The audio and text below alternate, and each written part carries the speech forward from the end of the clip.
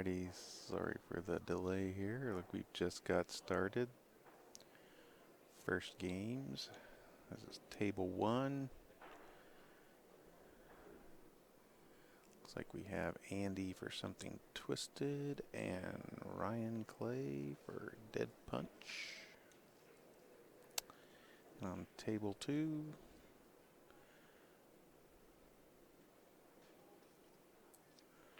we've got Scott for something twisted, playing Kevin for dead punch.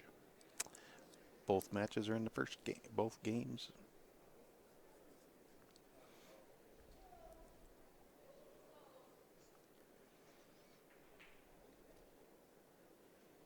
This is a race to 13.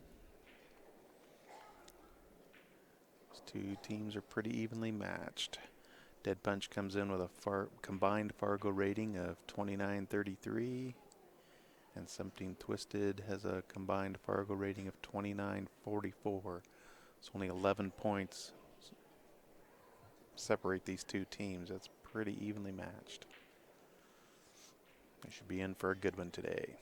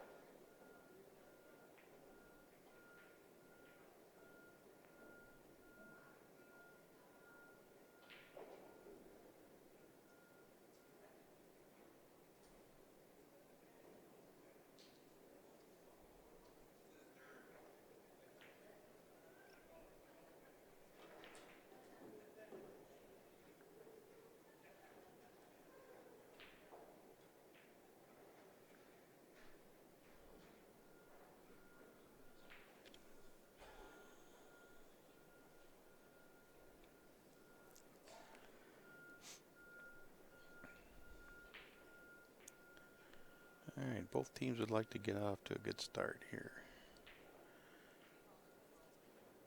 Yesterday, we were pretty close at the beginning, and then Dead Punch was able to string 8 out of 9 games. Really decided the match, even though Something Twisted came back with a furious comeback at the end. It was just too late to.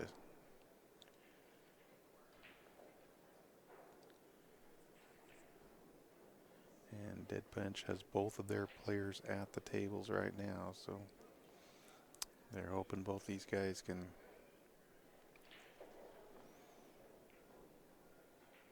complete comeback, or complete their racks.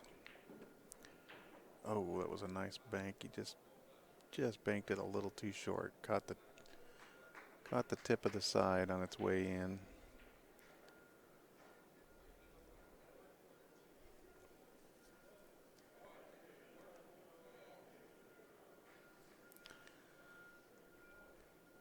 That's going to bring Andy to the table for Something Twisted.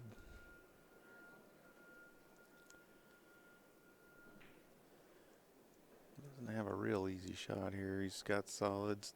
The 1 doesn't pass the 10, and the 5 and the 7 are laying a little funny. He's probably going to have to bank this 5 ball.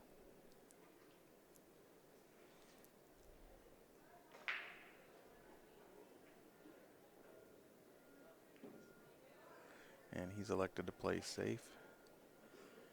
He's left a couple of shots, but nothing real easy. Ryan will have a tough starting shot. He has the 13 all the way up. He took a look. I don't think he has the 12. And I think he's going to want to leave that 10 right where it's at. So I suspect he will most likely take on that 13 up table.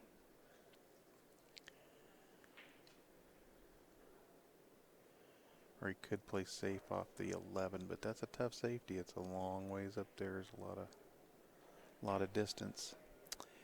Meanwhile, over on table 2, Kevin has completed his run out. Gives Dead Punch a 1-0 lead. He's taken on the 13 and he made it. He rolled it in. That was a great shot.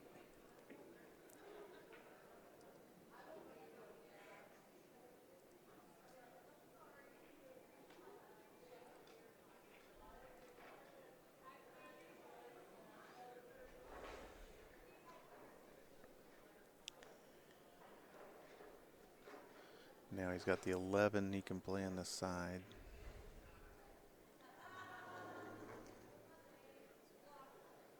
Try to come out middle of the table for either the 12 or the 15. He's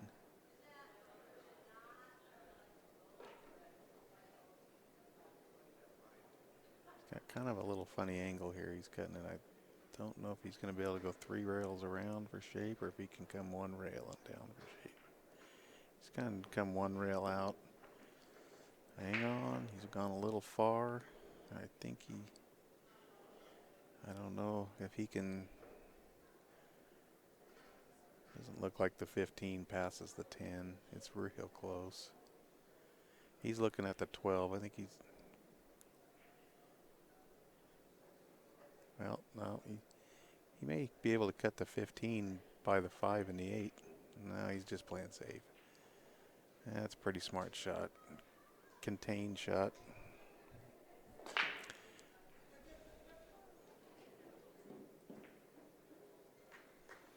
Okay, the break just occurred over on table number 2. John for something twisted.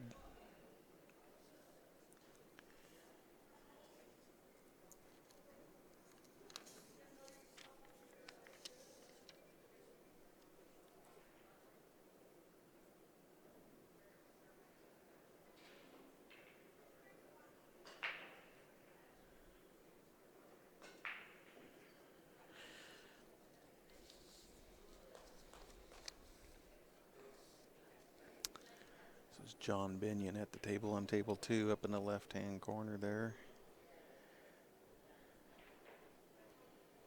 He doesn't have a real good spread, but possesses a real smooth stroke. One of the guys was saying that he much prefers playing on the 9-foot tables and does that very, very well.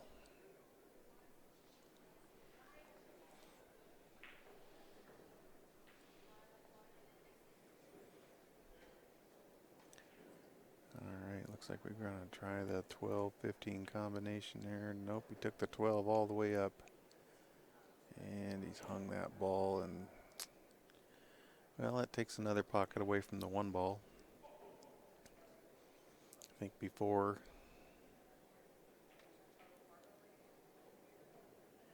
Andy would have looked at getting below the 1 and shooting it up in that corner. But he's probably going to have to move this 1 now to shoot it in a different pocket. So he's got the 5. He could shoot this 5 and try to go into the 1. That's risky. So we'll see what he's running out of safety options. All right, he's going to shoot the 5 and he tried. He just didn't put enough spin on it. He's gone up above the 1.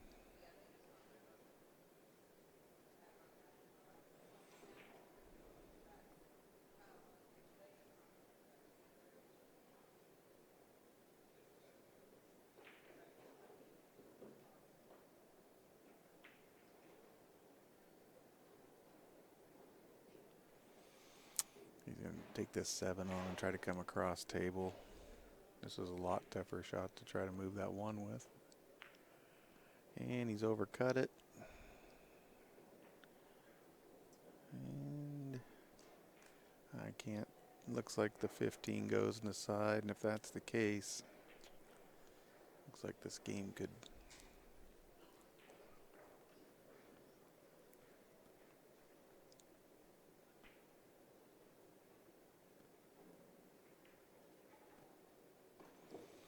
Okay, he's rolled the 15 in. Now he can either shoot the 10 and go up and get the 12 and then the 8, or he can go up and get the 12, come down. He's just got to make sure he doesn't get hooked behind the 1. I think here I almost like shooting the 10 and getting out from behind the 1, but he's going to take on the 12. If he gets down to about center table, he should be just fine. He's got to hurry. He's got to hurry. He didn't get there. He did not get there. That was the danger of that shot. It was a smaller position. Well, he's calling it. I think he's going to maybe have to go rail first around that 1. That's what he's doing. He's going to come in, go rail first, and try to cut that 10 in. And he's missed the 10, but he's tied it up with the 1. So we'll see what happens here. I think we're going to see a safety off this 7 ball. Meanwhile, over here on table number 2, John Binion is still at the table, working his way through the rack. He broke the balls and has methodically been picking them off. Looks like he's got the 10 and the 14 and the 8. But he's got a little more angle right now than he wants on this 10.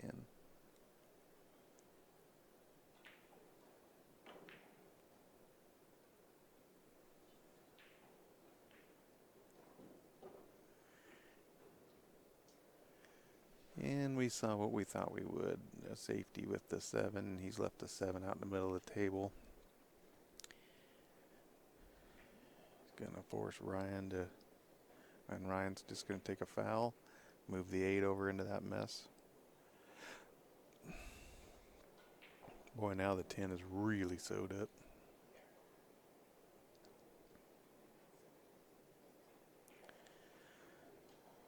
So Andy's going to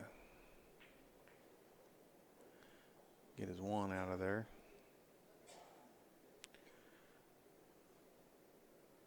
Force Ryan to move the 10.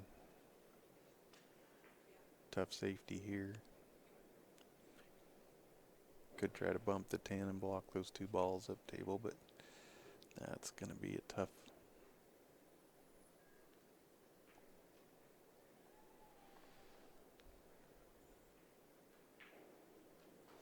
These guys all know the game very well. They've all shown great thought and knowledge at the table when it comes to safety play.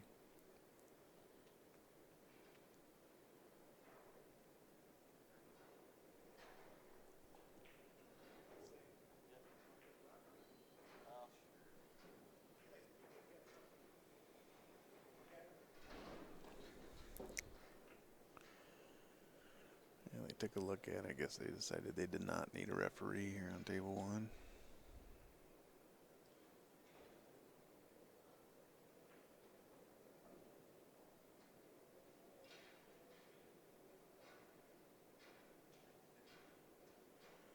Nope, ball did not get a rail. It's going to be ball in hand.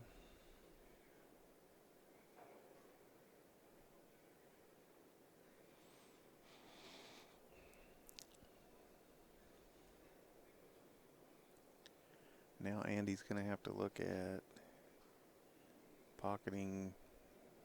He's still going to have to break out that 8 ball. I'm not sure what he's doing here. Looks to me like he's going to play another safety. Okay, he's put the 1 in front of the side and has blocked Ryan's path to the 10 ball. What he's done is he's moved that 1 ball down for a better break ball.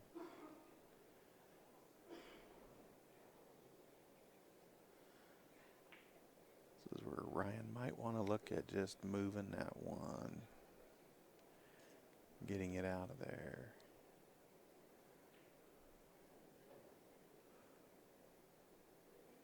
Or push it down into with those 3 balls again. He's going to want to try to extend this rack. Over on table 2.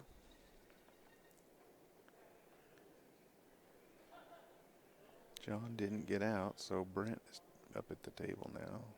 Or Brad, excuse me.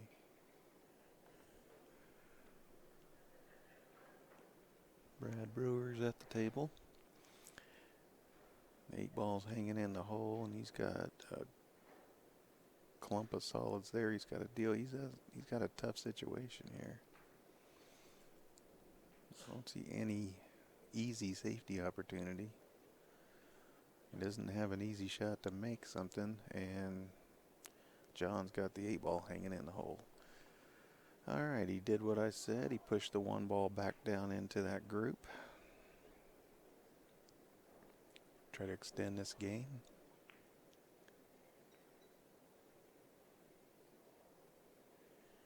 And that was a very nice shot there. Used the 7 to bump the 8 out, left the 1 and the 10 still. So now he can hit this 10.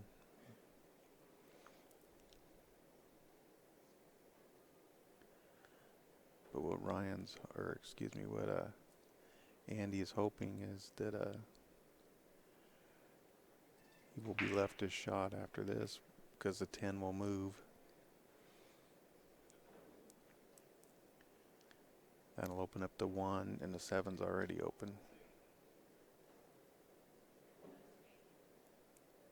Good cat and mouse game right off the bat here.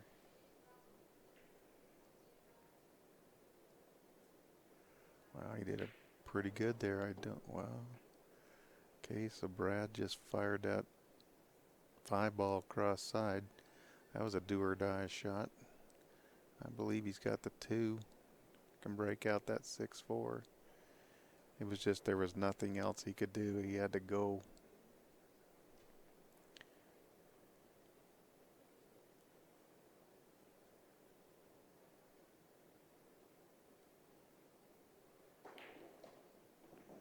Oh man.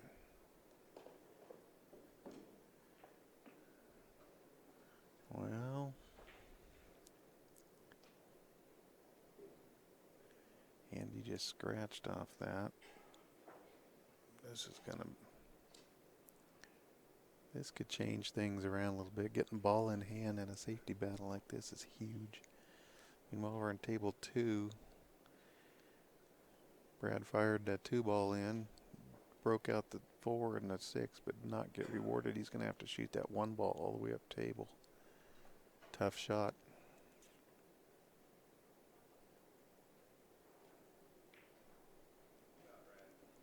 Wow, he's playing good. He's made 2 do or die shots that were tough.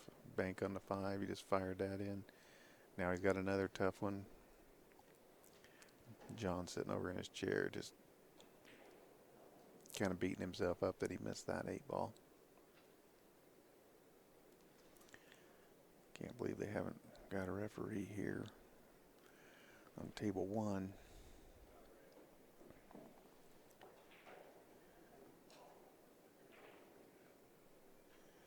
Okay, Brad's got the 4. Now he's going to tap that 8 in. Dead punch is going to, yep, and John concedes. So Brad takes that.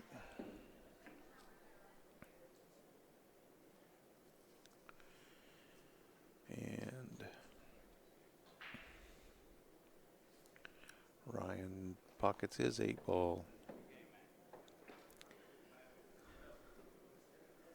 So Dead Punch takes a 3-0 lead.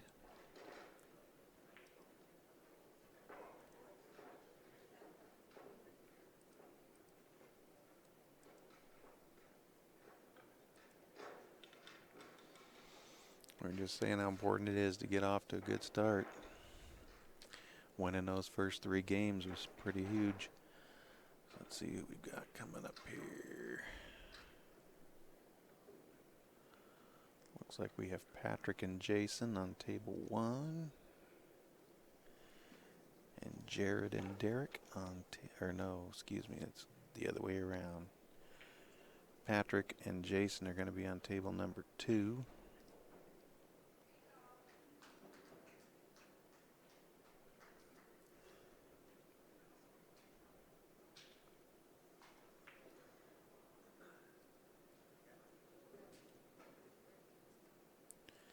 And Jared and Derek are on table number 1.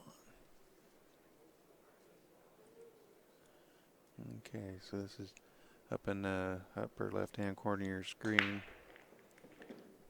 It's Jared breaking. He's playing Derek Hansen. And he's got a ball down and a pretty wide open. And on table 2, getting ready to break the balls, is Patrick. He's playing Jason Weldon.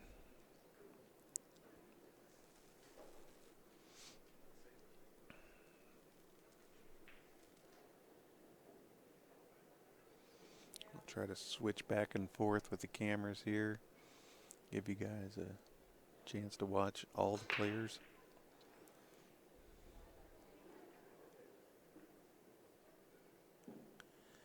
That's a real nice break. Balls are all on one end of the table, but they're not tied up too badly. Solids would look really, really good right now if it wasn't for that 13 sitting in front of the corner. But I think he's going to be able to work his way through this. Looks like the 12 would pass that 9 in the side.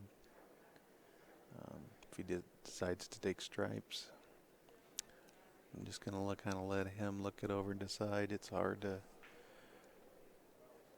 determine what these guys are going through their minds down there.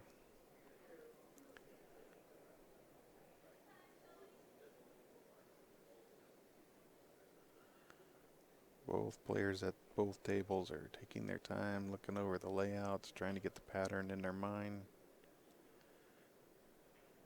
Okay, and it looks like Patrick's going to go ahead and shoot this 12 into the side past the 9. It was nicely done. I think he might have wanted to bump that 15, but he's got the 14-13 combo that lays pretty good. I don't think he's going to want to shoot this 15-11 combo. He's going to have to shoot a combination, though.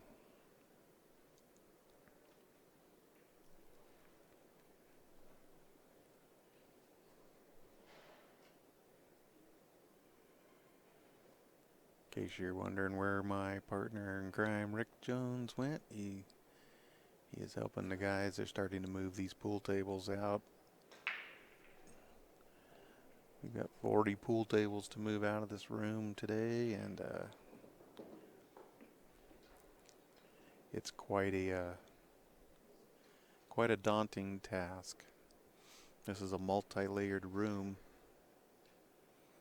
and so the tables have to be picked up with a pallet jack and then pushed up the ramps, out the door, legs taken off, stacked into the truck. So it's going to be a tiring, long afternoon for the rest of the crew.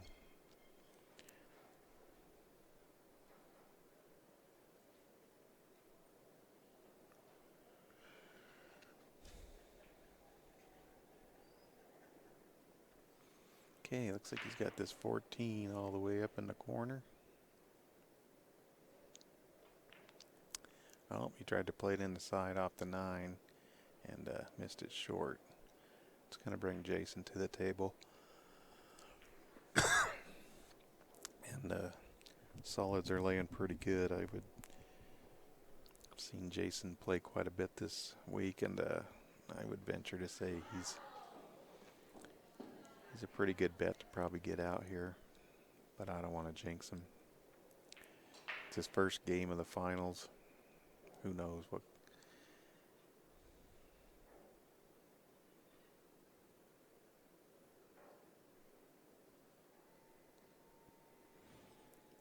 He's looking at either the 1 in the corner or that 2 all the way up in the corner between the 11 and the 14. I think he'd like to get that 2 out of there because it doesn't really go anywhere down here. It's his only real problem ball, and he's going to shoot it right now. He's lucky enough to be on it. Might as well take it.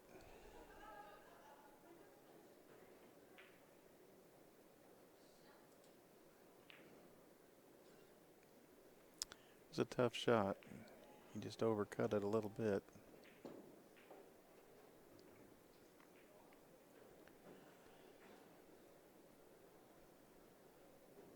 So he's left Patrick either the 9 up in the corner, or he could cut the 11 down past the 8, or he's got the 14. He's going to look things over, decide what his best plan of action is.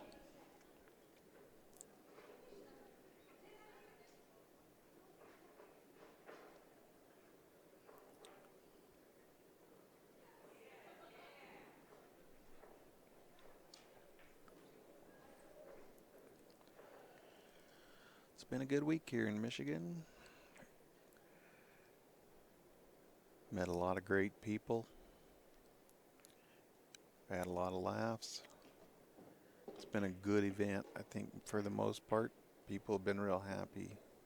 Got a lot of compliments on the equipment here. They like the diamond tables. They're getting used to the Cyclop balls. And I think we've educated a lot of players on the Fargo rate. Keep in mind, Fargo rate is still in its early stages. The more data they get in, the more accurate it's going to become. Depending on where you are in the ratings, some players really like it. Some players weren't so thrilled.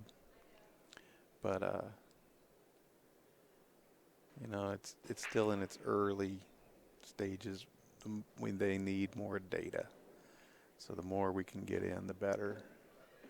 All right, that was a nice cut on the 8. And something twisted gets on the board. Jared gets out there.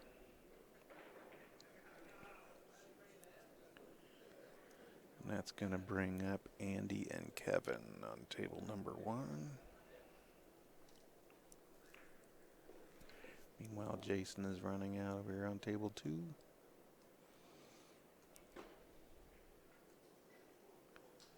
Patrick missed that 14 up there in the corner. And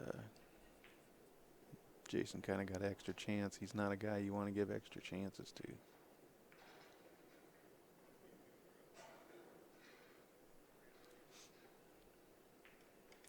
He's going to shoot this 4 on the side.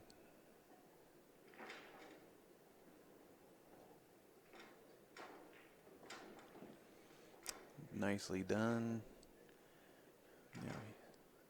He decides he wanted to get that 2. He came back down a little further than he wanted to. So you can either shoot that 2 or you can take the 5 and go back up for the 2. I think he may shoot the 5, draw it 1 rail off the side rail and come up for the 2. Then the 3 and the 1 and the 8. We'll see what happens. Yeah, that's the way he's going to play it. Easier to control the cue ball this way.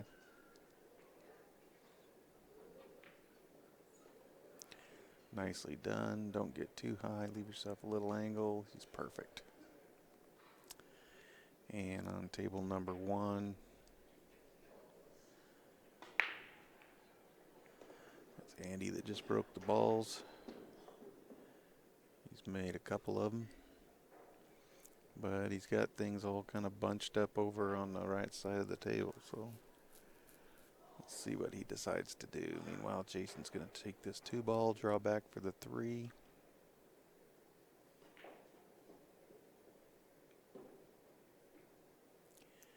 And handled that nicely.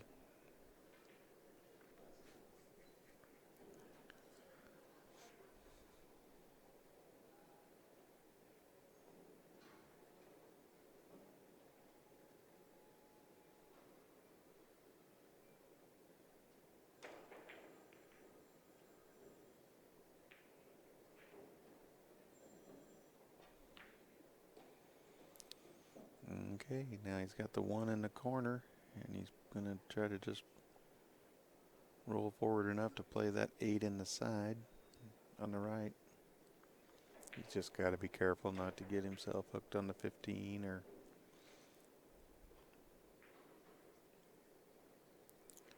He wants to come up about 1 diamond up off the bottom rail and about 1 diamond in from the left side rail. That would be just about perfect position. Looks like he'll follow forward off the bottom rail and come for the 8.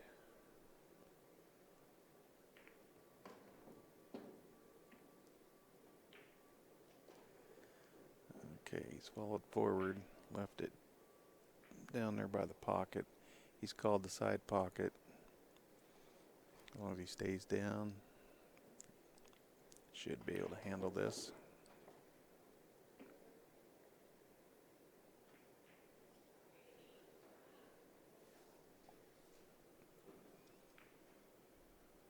And he does.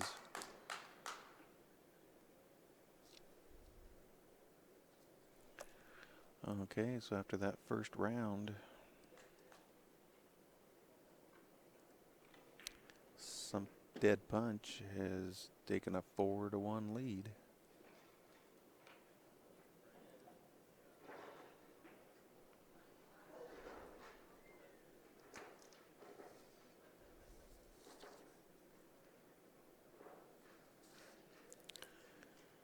Coming up on table 2, we've got Scott and Brad. Brad's racking the balls right now, getting ready to break. Give you a little peek in up there in the corner. He's got the balls the way he wants them.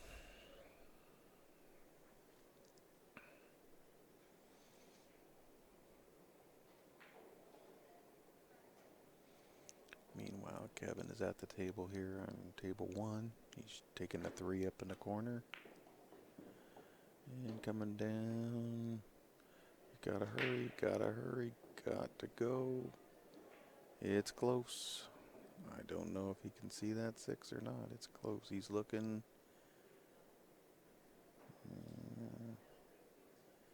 Space isn't giving up much, but I don't think I think he wanted to come about another 2-3 inches.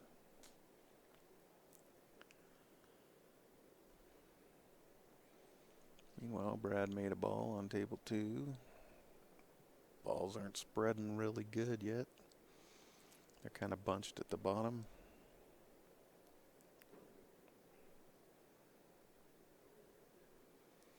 Could be a little humid out there today. I don't know. The air conditioning seems to be turned up pretty good in here, though, so.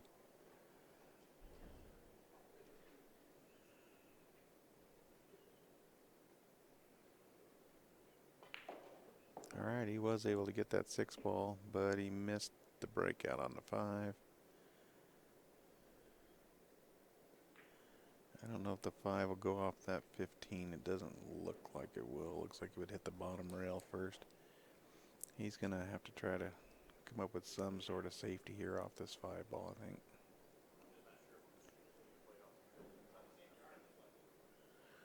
Okay, so Brad has missed over on table number 2. Bring Scott to the table for something twisted. We're 4-1 right now. Dead Punch is leading, and they are in the hot seat. If they win this first set, they are the champions. Something Twisted needs to win this set and 1 more if they want to take home the title of Michigan State champions.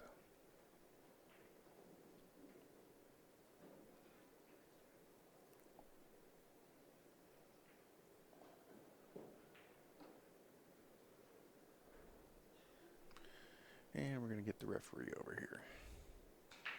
Maybe he thinks he can spin that 5 in. Well, now he's not looking that way. He said you may want to get a referee, and his opponent raised his cue and summoned Mr. Phil Eichhorn over. He's one of the better referees in our program.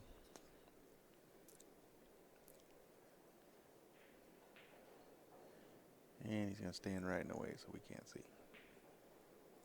But he's got to get in the best position for him to be able to see. The last thing he's thinking about is our camera. He's in the right position to make the correct call. Fortunately, I can see the table around the side of the monitor here. It looks like he's playing the 5 off the 15. He did, and he made it. Wow. And it's scratched. Wow. No love. He hit that shot so good, but he scratched. So they probably didn't need the referee if he was playing it that way, but they wanted to be safe. I don't think anybody knew exactly how he was going to play that. That's such a great shot. He did not deserve a scratch on that one. Okay, so that's going to bring Kevin to the table.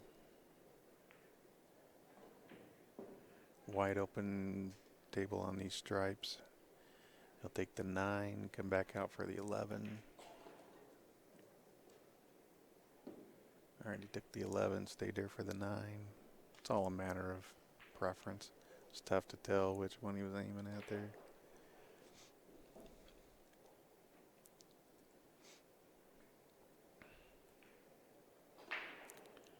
Okay, he's coming down. He'll shoot the 11, draw back up for the 12. The 12 is shoot and stop for the 8 in the corner. So this is just got to make a good shot here. He made it, choose to come just straight across like this. Shoot that 12 up in the corner. He's gone a little too far. Now he's got a choice which corner pocket he wants to shoot it in. Some players prefer to cut it back to their right. Others would just prefer to little bigger pocket to shoot it to the upper one in the left because you're coming straight at the pocket. And it looks like he's cutting it back to the one on the right. Yeah, he's going to cut it to the one on the right. It's a little comfortable for a right-handed player. You can see the pocket. You're cutting it to a pocket you can see. Everybody cuts balls better one way, either right or left. It all depends on knowing your game and knowing what's best for you. He hit that good, brought the cue ball back. Now he's got a long shot on the 8, but he'll take it. He's going to play it all the way up in the left-hand corner.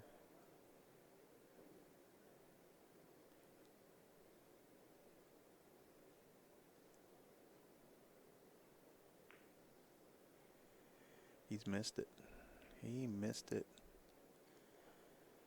Uh-oh. So something twisted's going to get another game here. As Andy steps up to the table to clean this up.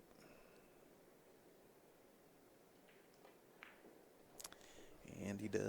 So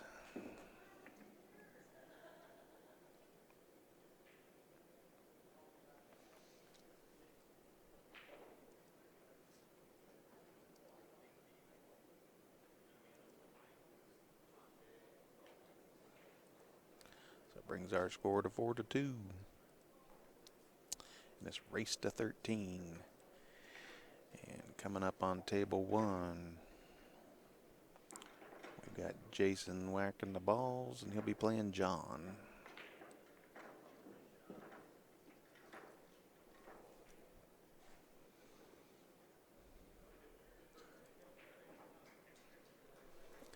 Meanwhile, over on table 2, Brad looks like he's back to the table.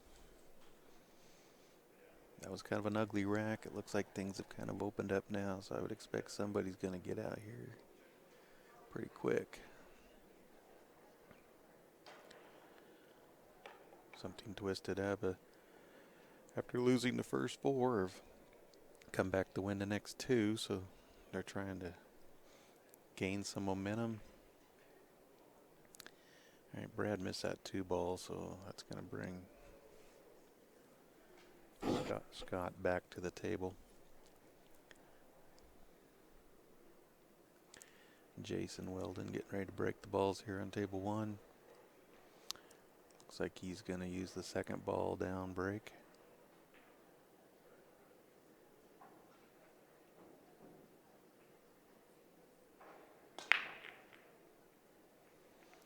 And breaks him hard. The 6-ball goes. All right, so he made a ball, but he's froze to the 2. So really about the only thing he has to shoot is the 14. Down by the right side. You have to shoot that all the way down, which he's kind of looking things over. I don't think he has well, possibly the 11. I don't think the 7 goes from where he's at. He didn't really want to leave that cue ball up there by that corner. If you can get the cue ball in the center, but that's tough to do with that break. And table 2, I don't see what happened, but Brad's back at the table, so whether it was a miss or a safety.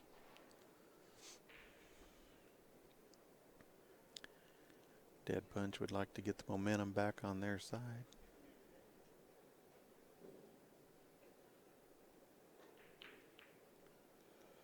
Brad has overcut the 3 into the side pocket, so. All right, Jason's ready to shoot the 14 down in the corner.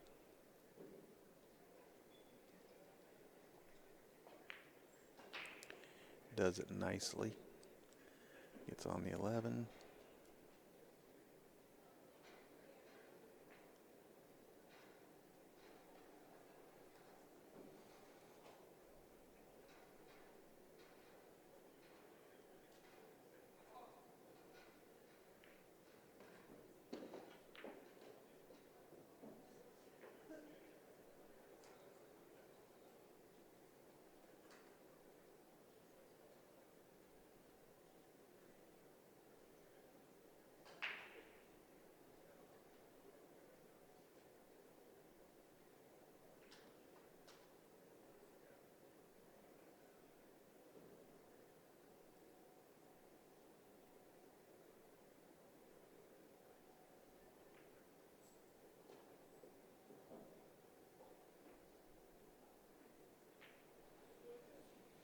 After this match is completed, I believe we're going to try to have the men's silver division team championship.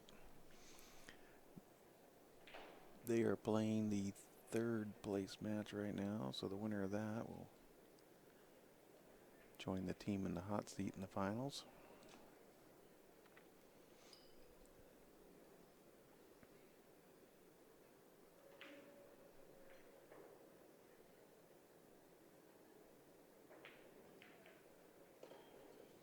It was a nice combination there by Jason. He made it, and he kept that 12 ball from getting tied up. It came off the bottom rail straight back out. He's looking. I don't think he can shoot that right now.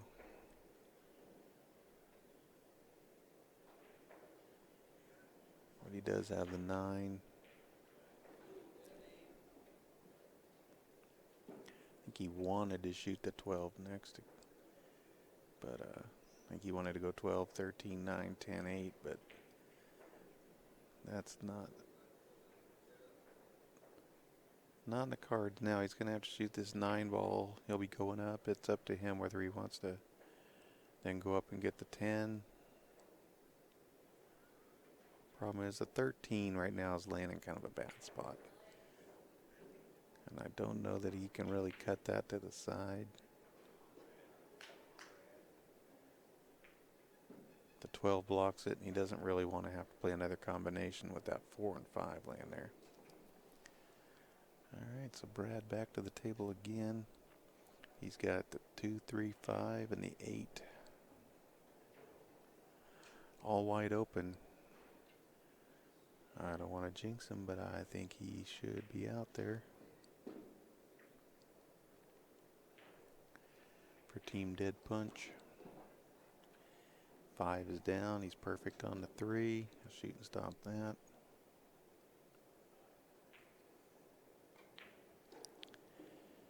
Now he's on the 2. Just come one rail out for the 8.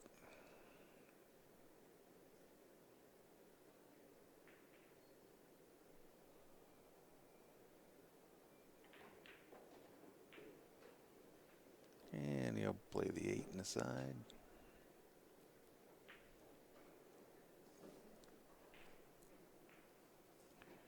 Nicely done. So Brad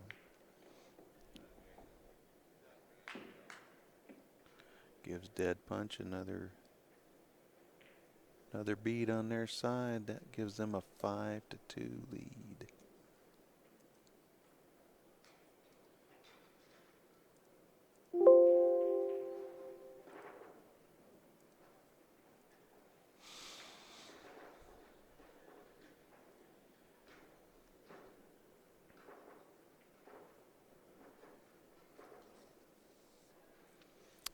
And that will bring up Patrick and Derek on table number 2. Looks like Derek will be racking the balls and breaking. He's got the balls racked up. We'll give you a little peek in on that table as he breaks the balls. Meanwhile, Jason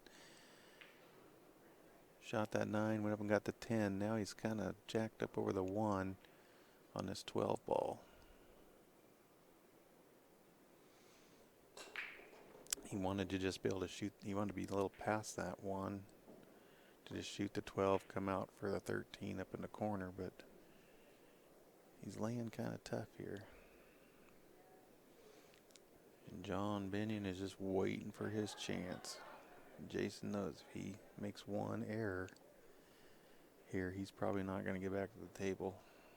All right, he's taking on the 13. Maybe he's going to play safe here.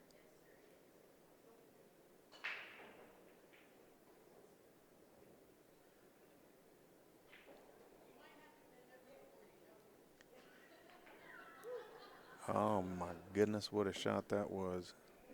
From my monitor, I didn't think that 13 could go by there, but what a great shot. Now he's looking at the 12. He's got to get up to about center table. Stay away from that 1 ball. He doesn't want to get hooked behind the 1 on this 8.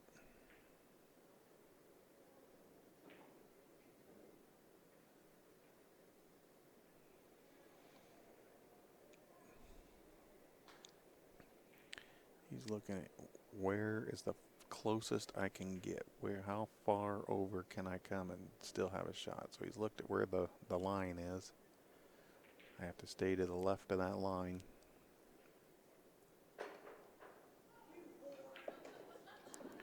Nicely done. All right, he's got the 8 up in the corner next to the 2. To extend Dead Punch's lead to 6-2. They're starting to get out there to where Something Twisted is going to have to turn this momentum around pretty quickly.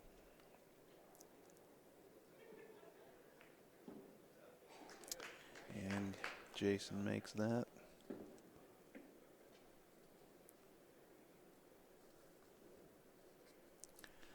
That extends the lead to 6-2 for Dead Punch.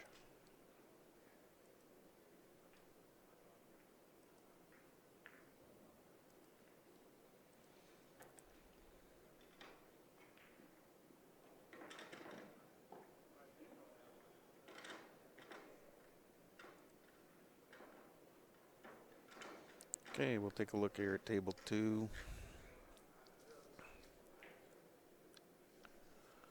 Where we have Patrick at the table playing against Derek.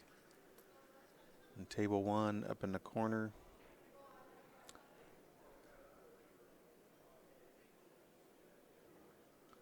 Looks like Ryan is going to break against Jared.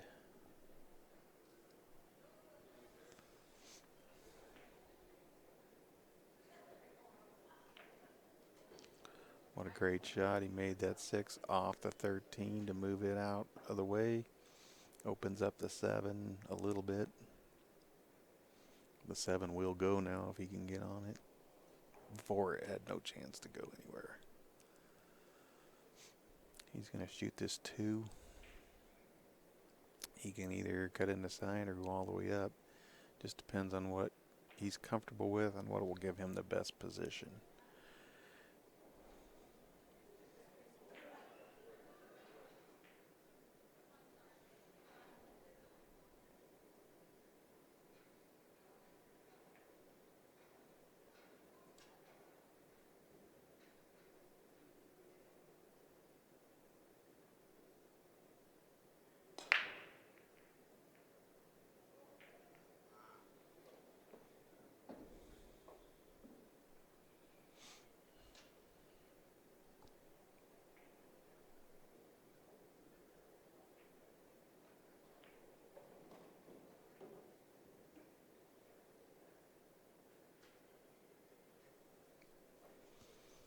Okay, got that 3 on the side. Did not get rewarded very well. It came too far over to the left side. He wanted to play that 5 on the side. Now he's really has no shot. I don't think he can see that 4 past the 8.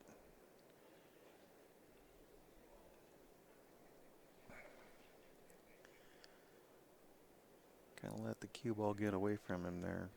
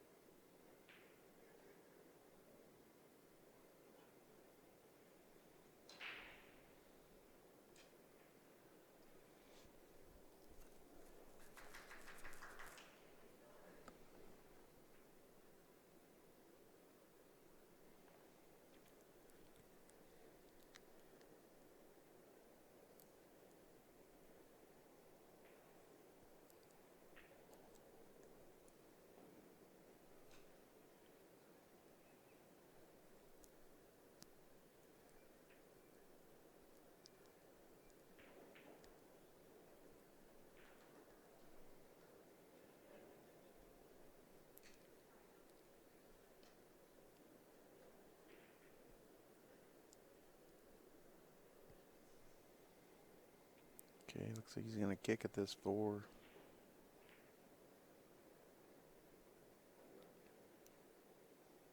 And he's gotten pretty good.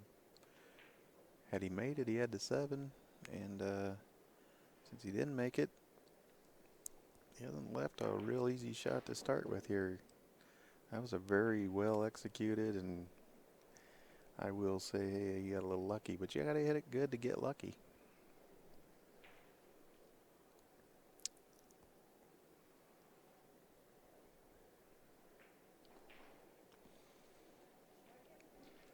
And Something Twisted needs a few rolls. They need something to happen to get them back on the winning side. They're trailing 6-2 in this race to 13 final.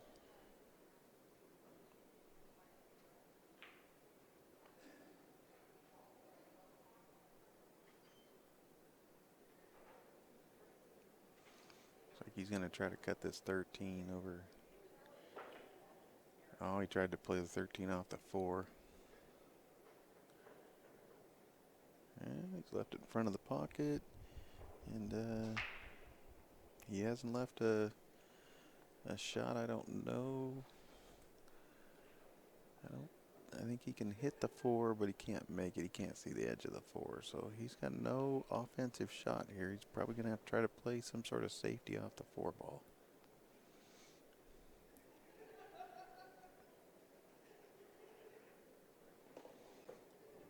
Meanwhile, on table 1, Jared is at the table, working his way through this rack.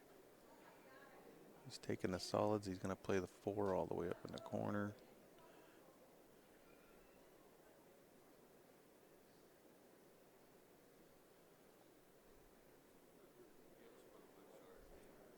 Or excuse me, not Jared. That is it's Ryan that's at the table. Ryan Clay at the table.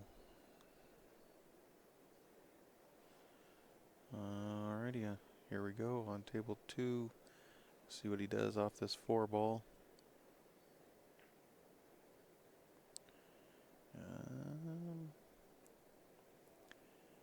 Well, he's left a couple of shots. He's got the 13 is down here to bail him out if he doesn't like anything else. He can always shoot that 13, maybe try to go into the 11 and the 10.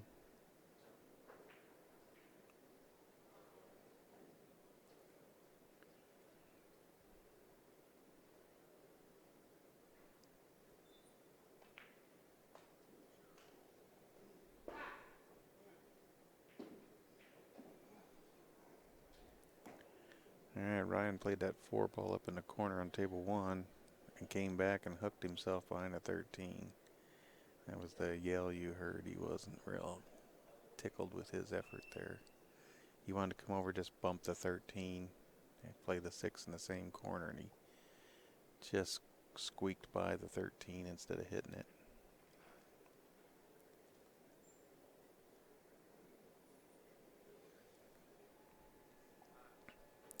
Table number 2, we got Derek at the table, looking at the stripes to see how he wants to handle these.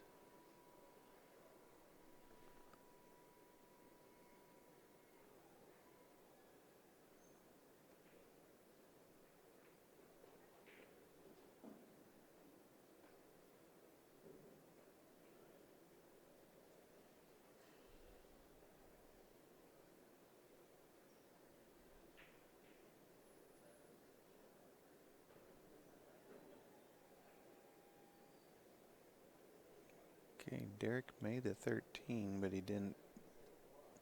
He just cinched it. He didn't really try to do anything with those other 2 balls, so now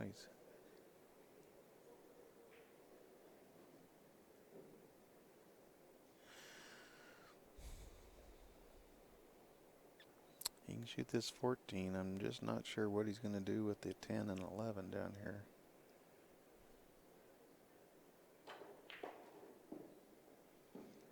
Okay, he shot the 14, moved the 15 over in front of the corner pocket.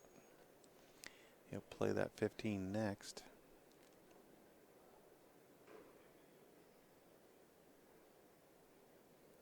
He's looking at that 10 and 11. He's running out of time. He's going to have to do something with it.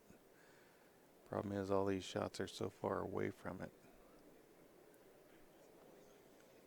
Table 1, they're going to take a look at this.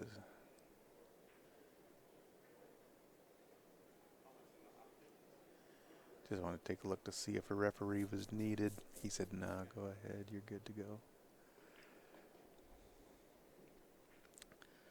Looks like Ryan's going to be kicking at this 6-ball.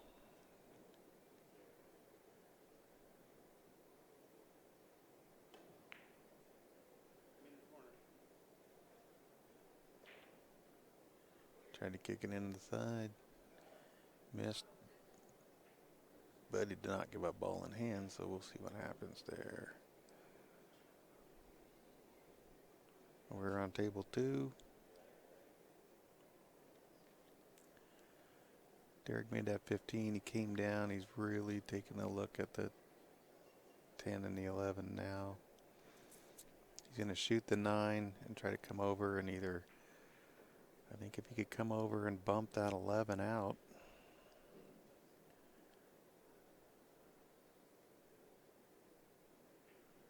See what he does here. Oh, you got to hit harder. Oh, he's rolled up onto the 7. Now he's got nothing.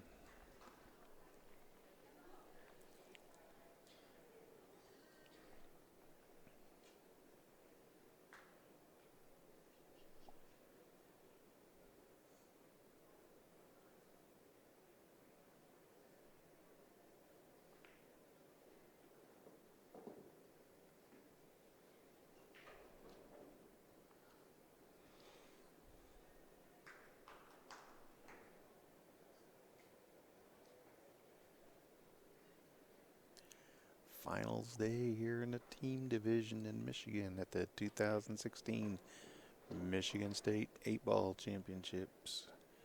You're watching the gold division in the men's.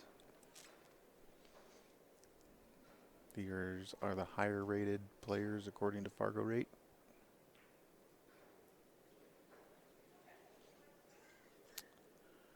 Alright, he took an intentional foul there. Moved the 8 in with that 10 and 11. Wants to try to keep Patrick from just running out the solids. So now, if Patrick wants to get out, he's going to have to open those balls up. He's got the 5 right next to the side. It lays really good for opening those balls up. So we'll see what happens.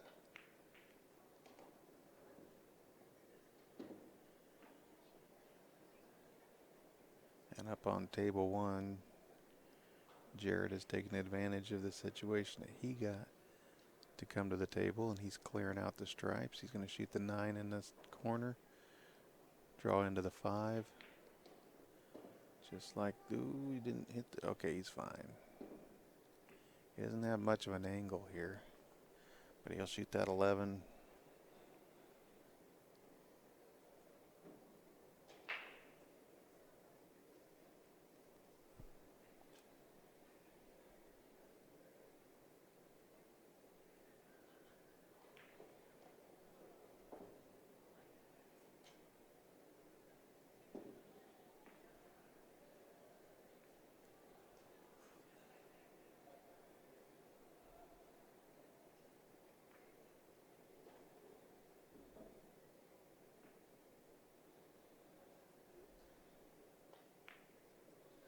All right, and he completes that out. Nicely done.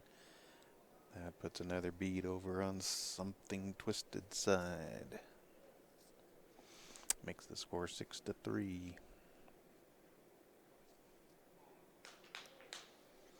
And that's going to bring up Andy and Brad on the table number 1.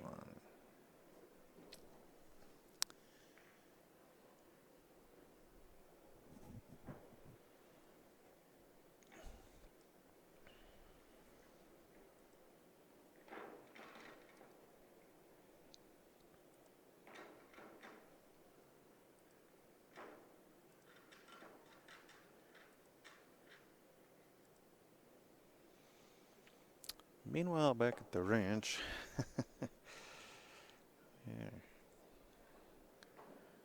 The 10, the 11, and the 8 are all bunched up there together.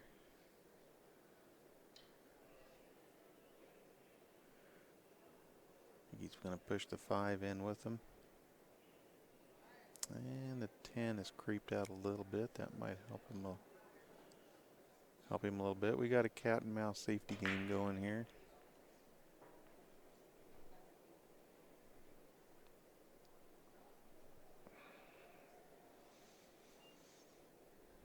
Meanwhile, over on table number 1, Andy broke the balls.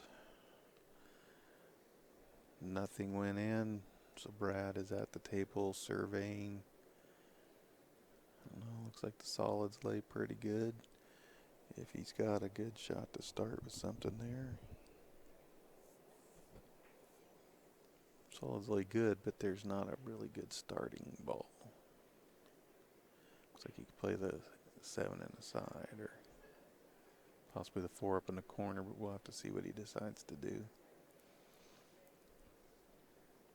Over here on table 2, Patrick has ball in hand, or at least I hope so, because he's walking around the table with the cue ball in his hand. And he's going to play a safety off of his 5 ball here.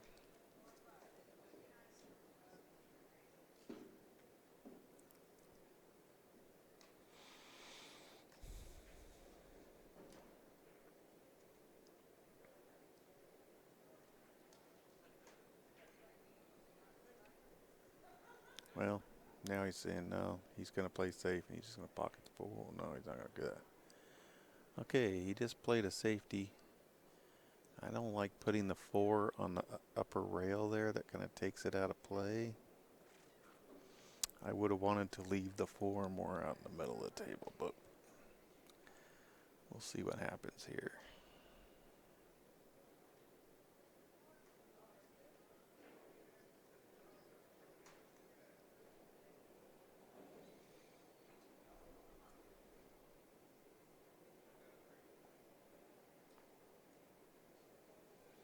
Derek may just decide to make that 4 for him. I don't think he's going to do that. He's got the 10 sticking out there. He can play a bit of a safety off this 10.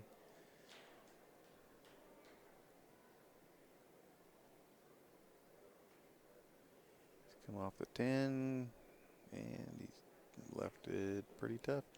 This is why I didn't like the 4 getting to the top rail. If it was out in the middle of the table somewhere, he might have a shot at it, but now he's got no shot. He's going to have to, if I was him, I would play safe off that 4 and get over to the left side rail. Bring the 4 out in the middle of the table somewhere. Got to get that 4 back into play. He's looking at the 5 right now, though.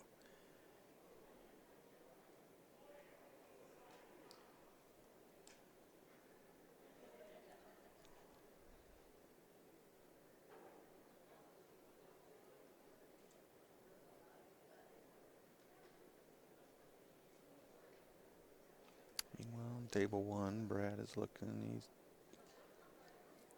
He's taking solids, I believe. I was talking to him earlier before this match. He just opened up a pool room. They've got some diamond tables in there.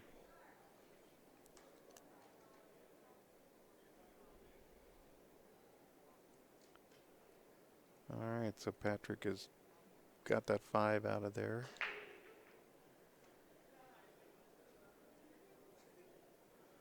Left Derek stuck to the 8 ball. I believe he can still hit his 11 though. We'll see a safety returned here because the 4 and the 5 are up on the top rail up there.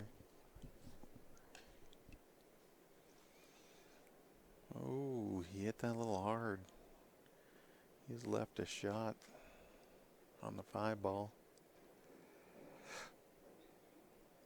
But we're getting the balls opened up to where somebody's going to be able to run their last 2 balls and the 8 ball. It's getting to be go time.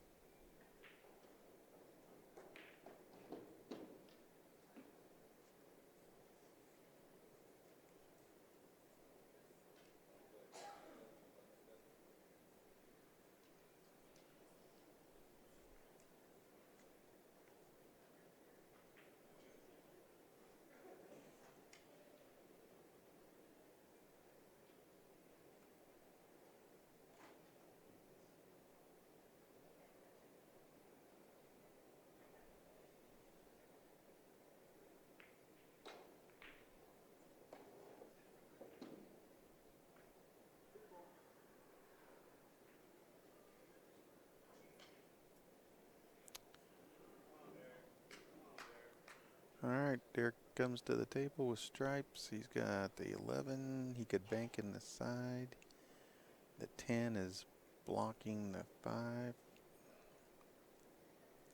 I really think taking on the bank now is okay because it's kind of a free shot. The 4 is still stuck up there on that top rail.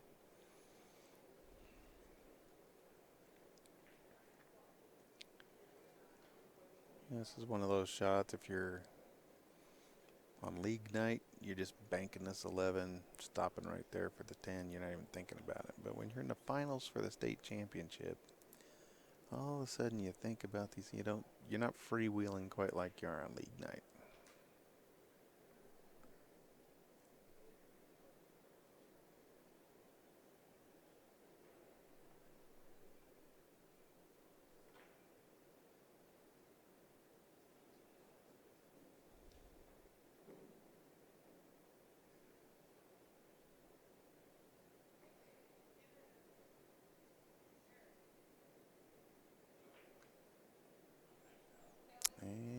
missed the 11 short of the side.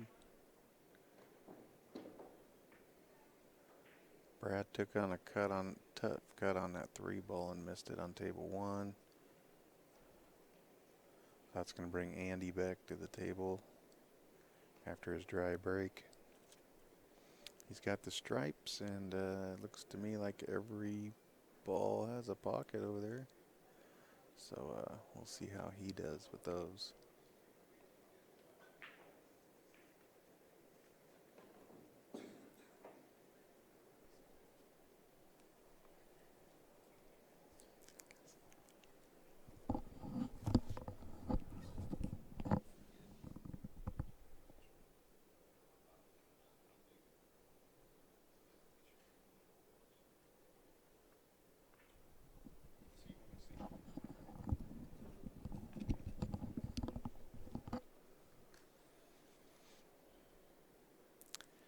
Alright, looks like he's going to come off this 5 and make the 10.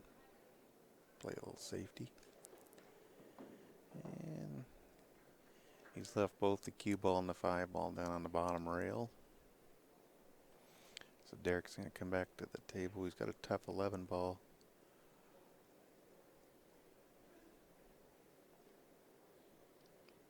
If I was Derek, no matter what I do here, I'd want to leave this cue ball about center table. I'd have a shot on the 8, and with the 4 and the 5 on the end rails, it's going to make it real tough for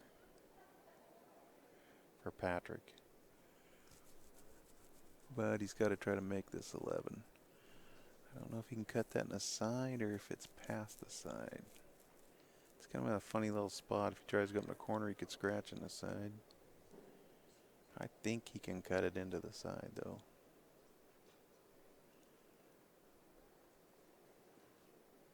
He doesn't want to run into the 4 if he does that, though.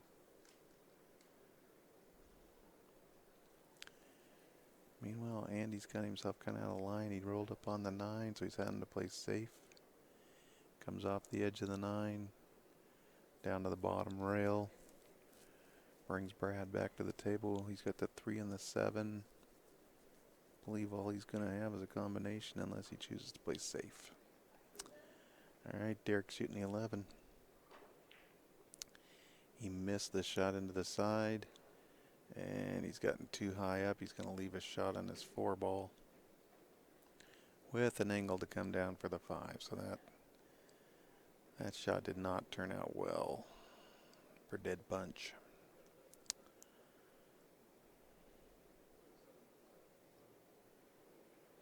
Patrick comes back to the table for something twisted with a chance to get out here. If he can make this 4, get to the 5, and then get up center table for the 8 ball. Let's see if he can execute these.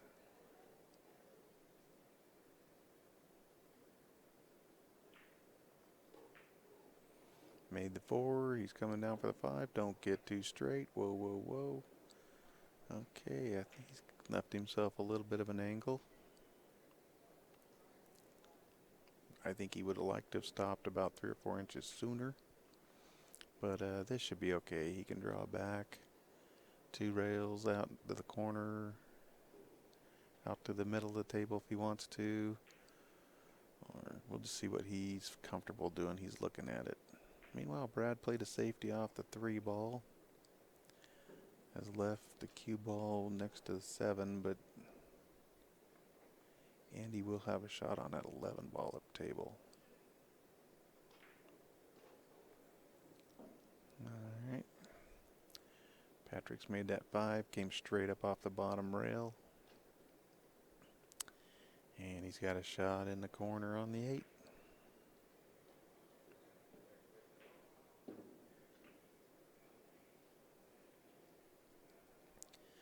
This would be to pull something twisted back to within 2 games at 6-4 if he can make this. Ooh, he did not hit that good at all. That hit the rail about a diamond and a half up. Hit the ball way too thick. Derek's going to have a, looks like he's banking, looks like he's going to have to bank it back where he's standing. a straight back into the side. And it's a do or die because the 8 hangs in the corner pocket.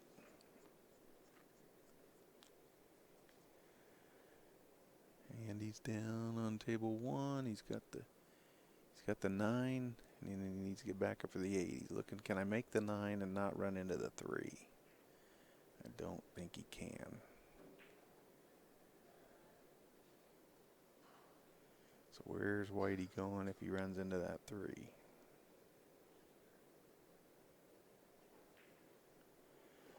Yeah, he ran into 3, and then he came up, ran into the 7.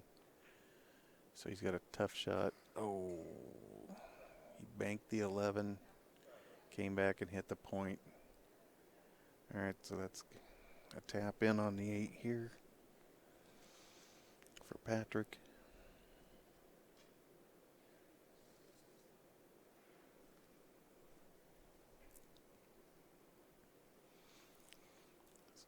Gonna pull something twisted to 6-4. And that will bring up Scott and Jason on table number 2.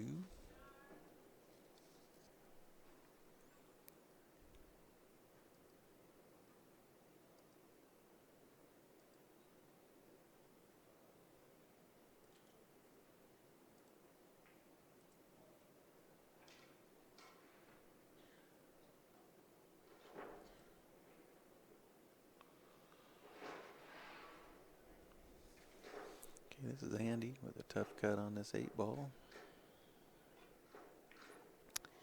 And he missed it. He hit it too thick. Cue ball's coming down. Brad's going to have a shot on the 3. All right. Brad could kind of stop the bleeding here. Get dead punch out. He can get out here. Extend their lead back to 3. Big game here. He's going to shoot this 7 all the way up in the corner.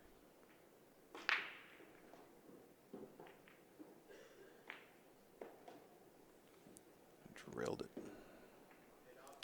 And he's got the 3.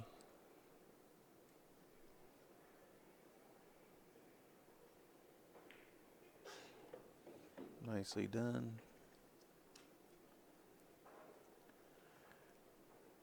Brad's got a pretty solid game. Handled that 8 ball nicely.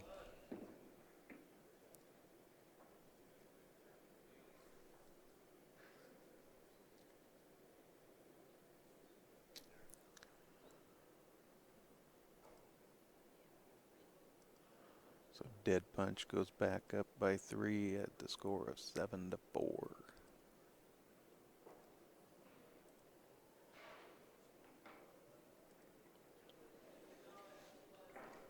We'll stay here. John Binion racking the balls.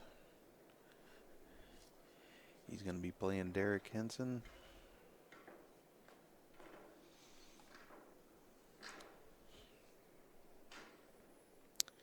Meanwhile, over on table number 2, Jason Weldon is at the table. He's playing Scott.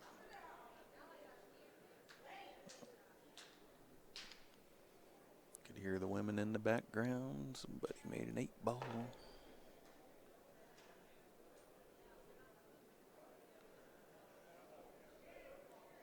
Can't tell if that was an end of a match over there. See some people kind of milling around. I don't see anybody taking away apart their cues yet.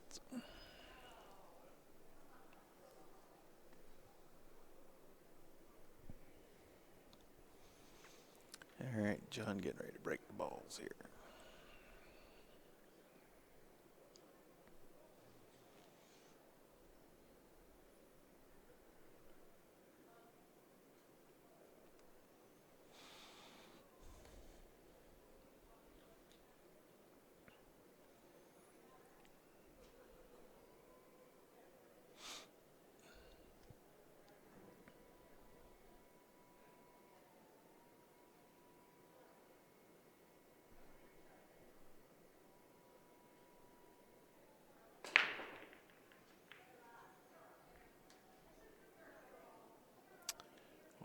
broke them hard, but nothing went.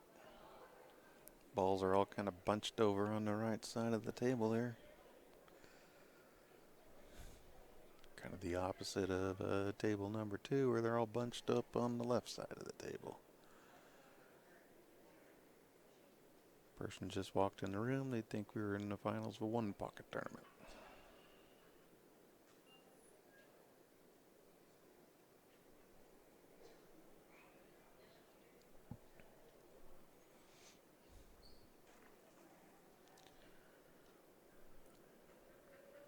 So that brings Derek Henson to the table. He'll survey things. Looks like he wants to take the solids, which I would have to agree are much better. And he shoots the 4, he's got him.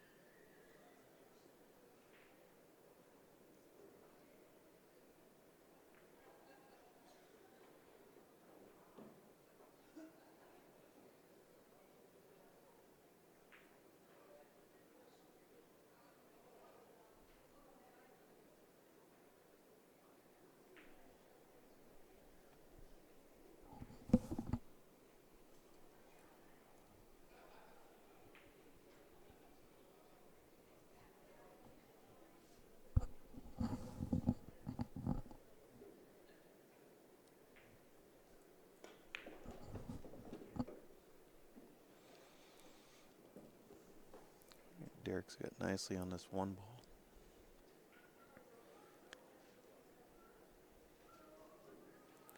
Try to get the cue ball out for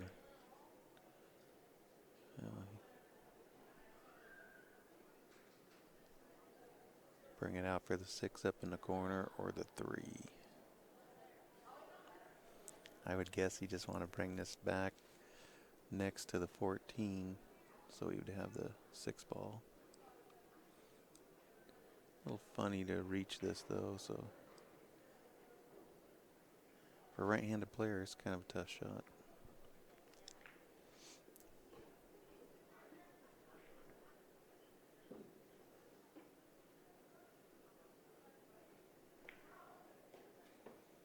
Okay, you want to make sure he got out of there. So he shot a little harder and came across table. Now he can either shoot the 3 up or he can go up and get the 7. He could even shoot the 2-7 combo if he wanted to. Looks like he's going to take the 7 ball. Try to get some position down here. Here he comes. He's going too far. He's okay. He can shoot the 3. Draw over next to the 13 for the 6 in the lower left-hand corner. Or he can shoot the 3 and follow. Now he's looking at shooting the 3 follow up to get the 2. You don't really want to leave that 2 up there.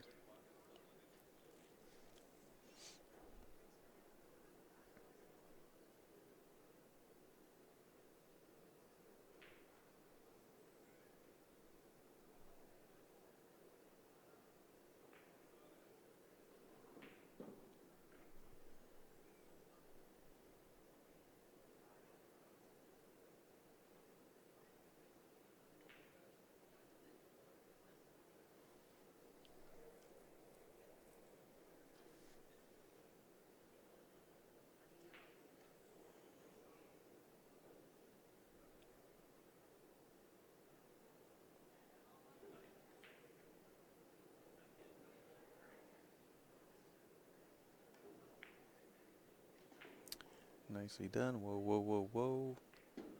You don't want to get behind that 11. And I believe he did. Now he's going to be forced to shoot the 6.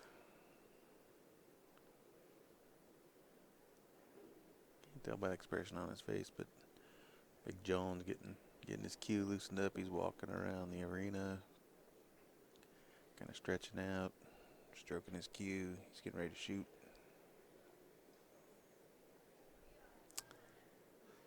And Derek has decided he's going to unscrew his the butt off his break cue, and he's going to turn it into a jump cue. He's going to jump over this 11, try to pocket the 2. Here we go. Haven't seen a lot of good jump shots this week. Oh, he hit that good, but he rattled it.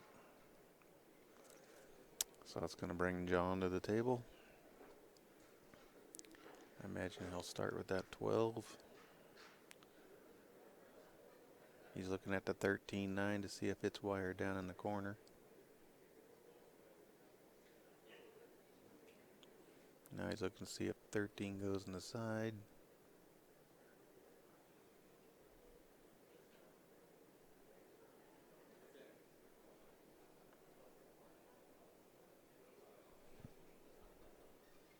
Meanwhile, on table number 2, I got distracted. I'm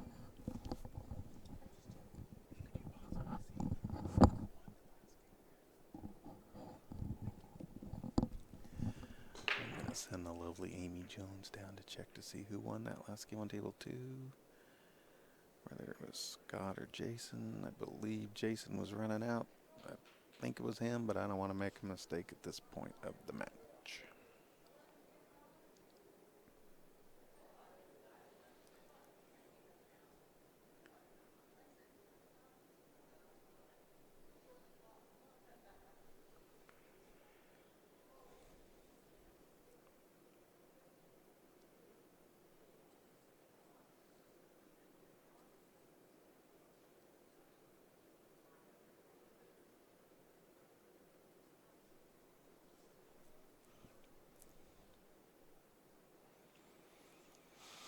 Okay, John has surveyed this table. He looks like he's ready to go.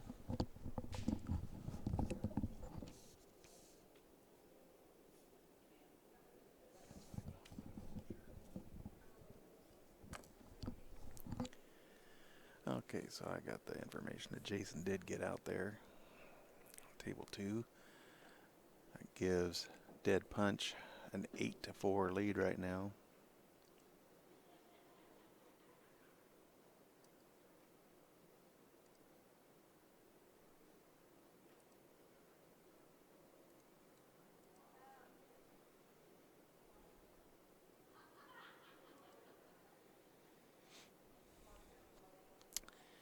And John is clearing off these stripes. He took the 12. Now he's shooting the 11, drawing into.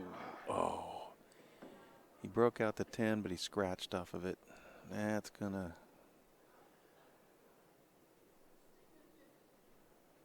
hurt. Because now Derek comes to the table,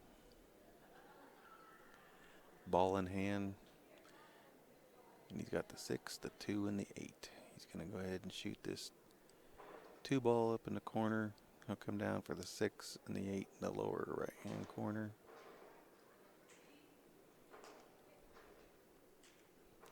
This is kind of what happened yesterday when these two teams played.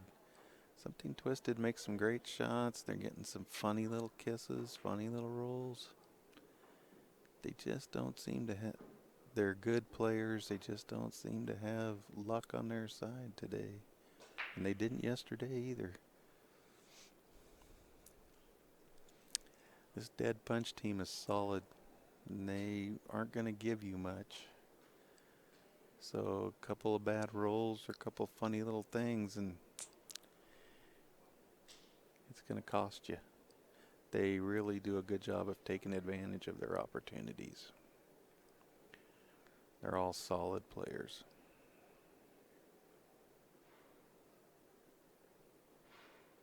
And I have to say, both these teams, I've kind of got to talk to them a little bit the last couple of days. These guys are all real nice guys. All right, he's played the 2, came out center table. He's got a nice angle on the 6 to cut it in, slide over for the 8 in the same pocket.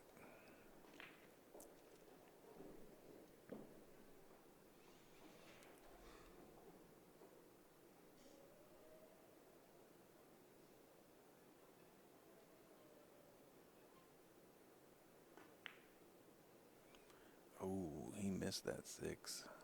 Man. That was not his best effort. And even worse, the 6 rattled and then left the pocket, so he didn't even block the pocket. John needs that corner pocket for several balls, so had he left the 6 sitting there, it would have... I think he was a little too worried about sliding over for the 8, and he just took his eye off the 6, just slightly.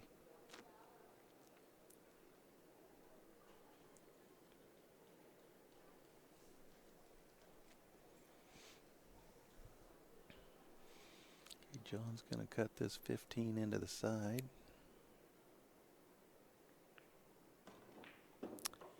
Nicely done. He's coming out for the 14. See what he's going to do with that 9-13 next to the side pocket. I believe the 13 may go in the side. I'm not sure. I think he was maybe hoping to make this 14 and draw into him, but he's a little bit too straight. I think this lays real good. We'll see. Looks like he's going to try to draw into him. He's loading it up.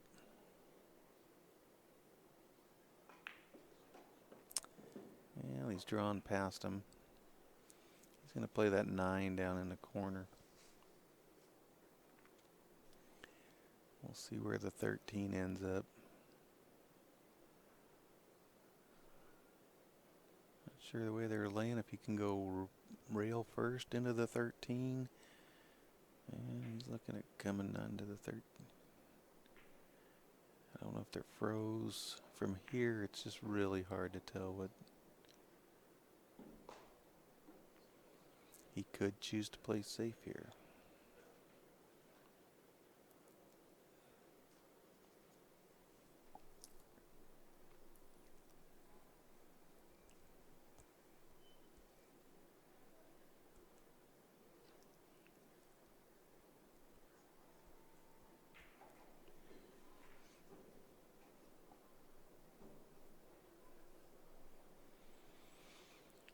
Okay.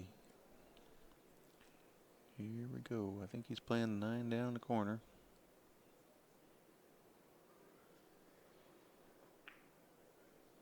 Oh, came out.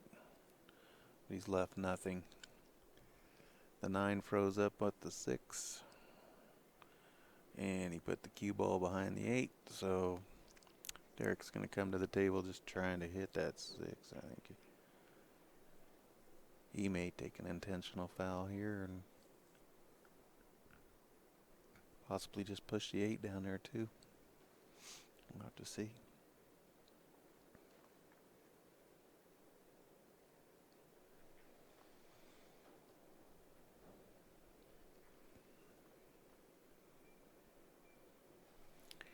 Meanwhile, over on table number 2, Ryan Clay is still at the table.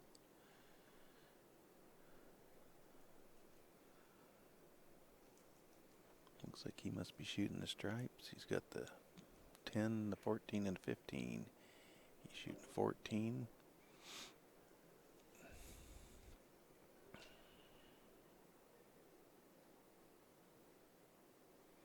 He's going to want to get out over there because the solids are totally spread and look very runnable if he is to trip up and make a mistake.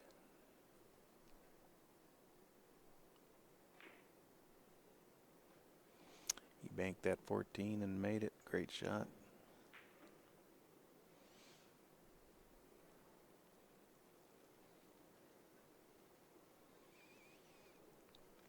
Derek's just not really sure what he wants to do here. Try to hit that 6.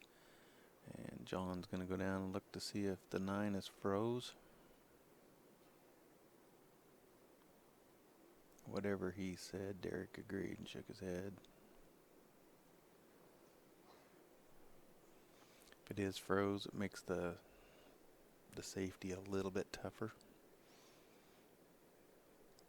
after contact, either the cue ball would have to hit that rail, or the 6 ball, or the 9 would have to go over and hit like the side rail. But if the 9 is froze to the bottom rail, then that rail's dead to the 9, unless it comes off of another ball and then comes back to the rail. So I couldn't see or hear what John said to Derek, but they're in agreement with either it's froze or it's not, and they both agree. So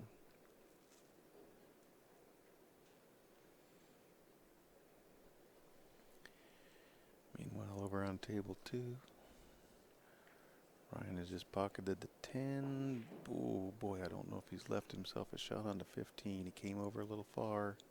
I can tell by the expression on his face. He's not happy. He did not. He got over there and hooked himself. That's a huge mistake. He kind of overcut that 10 a little bit, which caused the cue ball to come out a little further than he wanted. Looks like he's going over to get a... Looks like he's going to go get his jump cue.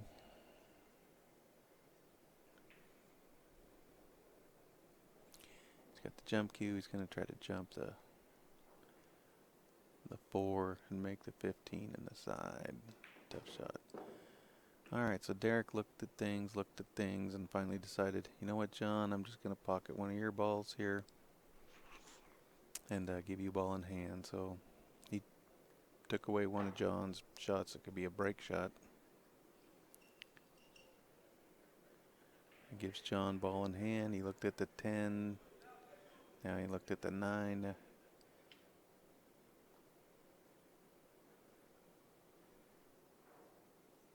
If he makes that 10, he's got to break open that 9. That's what he's looking. Can he do that?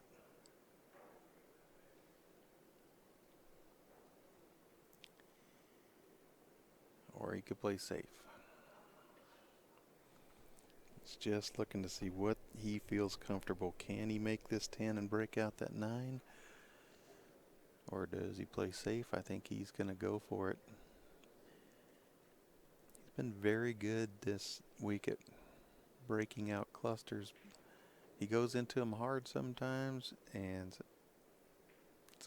like the last time he went into them and ended up scratching. He's got a few bad rolls off of these shots, but he sits them tremendous. Yesterday he hit probably the shot of the tournament, and kind of a similar situation. So let's see what he does here. He's winding up.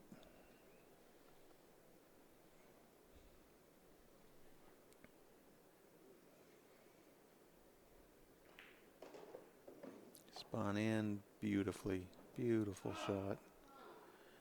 Meanwhile, Ryan decided against the jump shot. He kicked. He hit the 15, but he didn't make it. He hung it in the side. It just hit the point. So that's going to bring Patrick to the table with a wide open shot. John takes care of that 9, comes around 2 rails for the 8 in the same corner.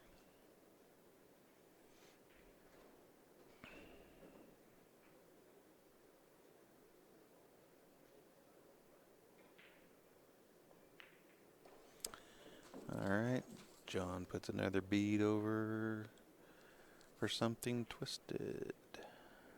They needed that win. That closes the score to 8-5. Oops.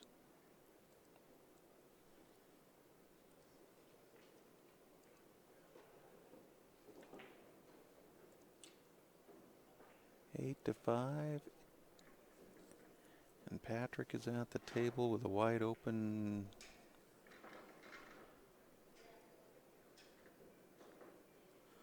So Jared is racking the balls and getting ready to break on table number 1. We'll watch what his teammate Patrick is doing here on table number 2. He could pull something twisted back to within 2 games. Trail 8-5. They really need him to clear these solids in the 8 on this rack.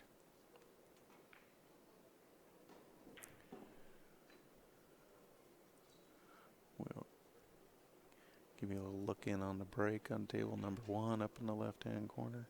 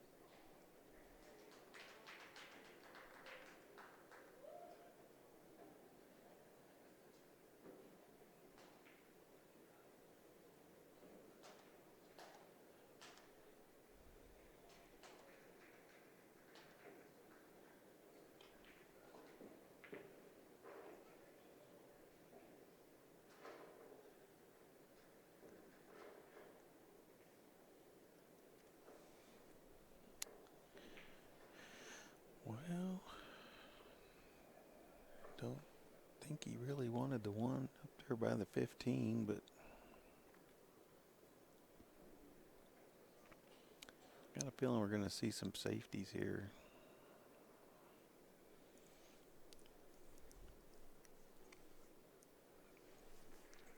He had a pretty good table to clear these off, and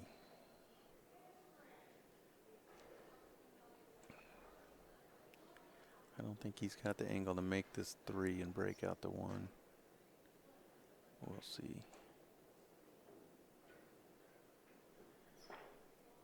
Yeah, he's playing safe. Drove the 3, 2 rails, come back out down table, so it's in play. And he's going to make Ryan kick it. Kick at his 15 ball up there on the top rail.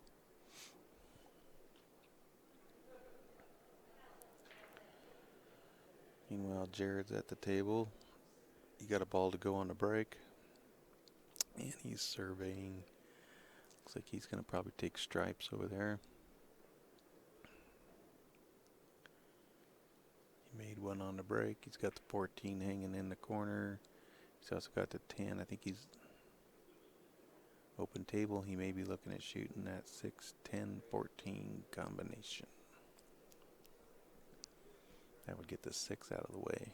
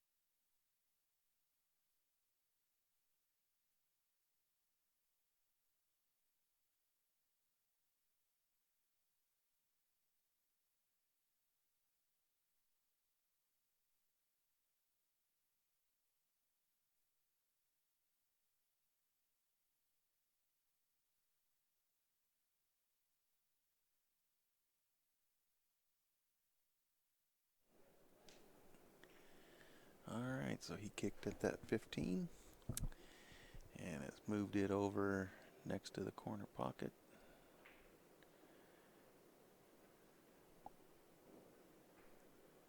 This is going to bring Patrick back to the table. He's got a shot at the 5 and the side. He'll need to get up to the right side of that 1 to shoot it over in the left-hand corner pocket. So he's looking at what he can do now to do that. He's got the 3 to help do that off of. Over on table number 1, Jared is still at the table. He's looking at the 15 into the side. He took the stripes.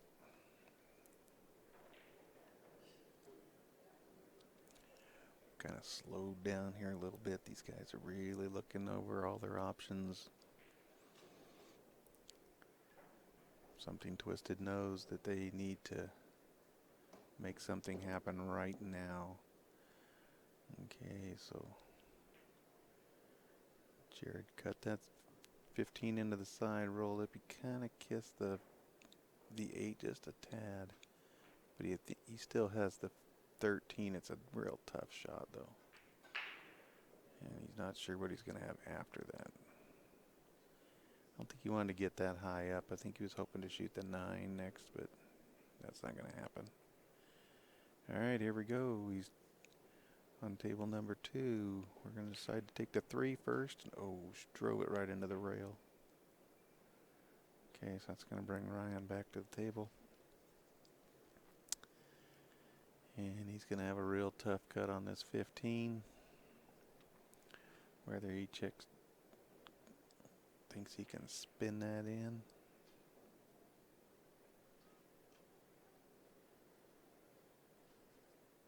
Not a lot of safety opportunities from where he is.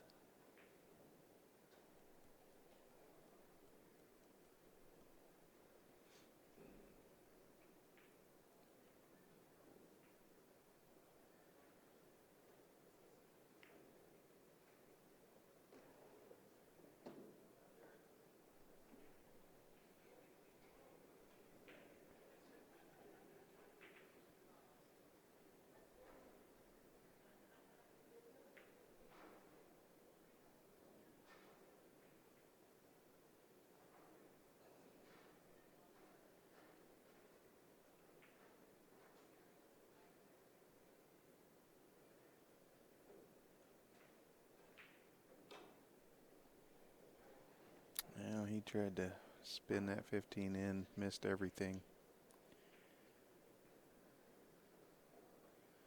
So he's going to give Patrick ball in hand with 3 balls and the 8 ball left. Pretty wide open. He'll shoot the 1 in the corner, 5 in the side, come down for the 3 and the 8.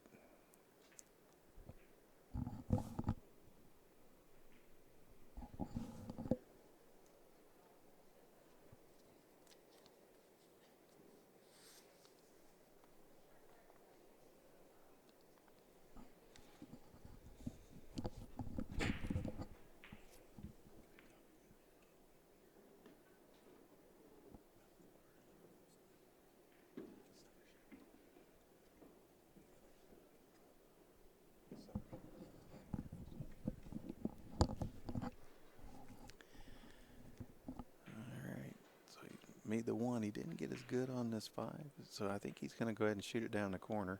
He may have just played that way. Some players like shooting in the corner a little more than they do the sides. Nothing wrong with that. Came down nicely. He's left himself plenty of angle. He's going to shoot this 3 in the corner, and then it's up to him whether he wants to come back and shoot the 8 in the same corner, or go to the other side and shoot the 8 in the opposite corner.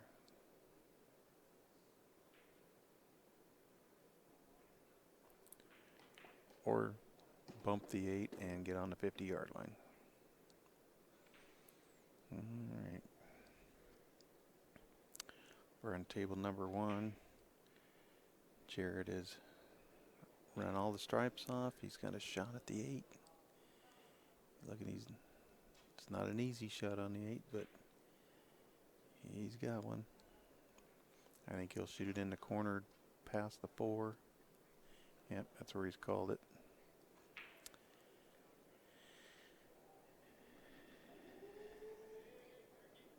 Patrick decided to play safe off that 8 ball that he was on the 50-yard line. He's hooked Ryan. Ryan's just happy to be at the table. He could have easily been shaking hands right now, but he's going to have to try to kick this 15 in. These are the kind of shots that can turn a match around, put it away for a team. He's made it. That's boy, you know, you play a good safety, you think, I could get ball in hand on the 8, and all of a sudden he kicks that ball in. Oh, table number 1, they just missed the 8. Something twisted. The wheels are coming off right now. A great shot on one table, a missed 8 on the other table.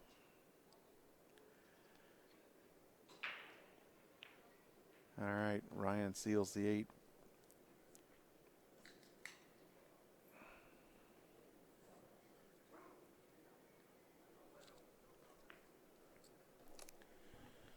Dead punch takes another one. That brings him to 9-5.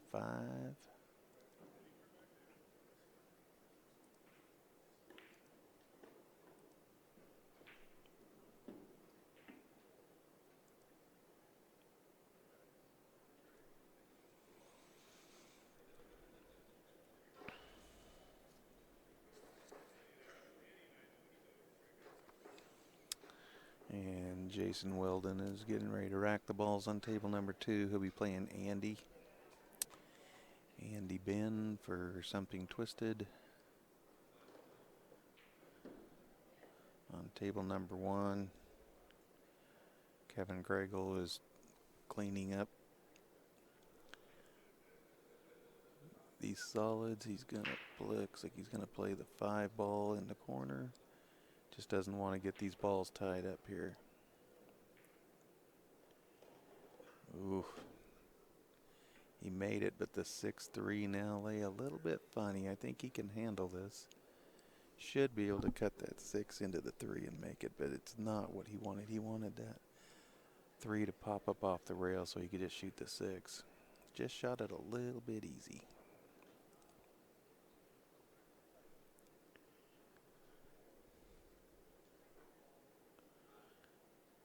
All right, another big shot in the match here. All right, he played safe, got a rail. Smart shot. You got a lead. Don't try to be a hero. Don't try to do too much. Contain them. Very little chance that this 8 is going to be legally pocketed somewhere. And Jason Weldon on table number 2, getting ready to break the balls. Up in the upper left-hand corner.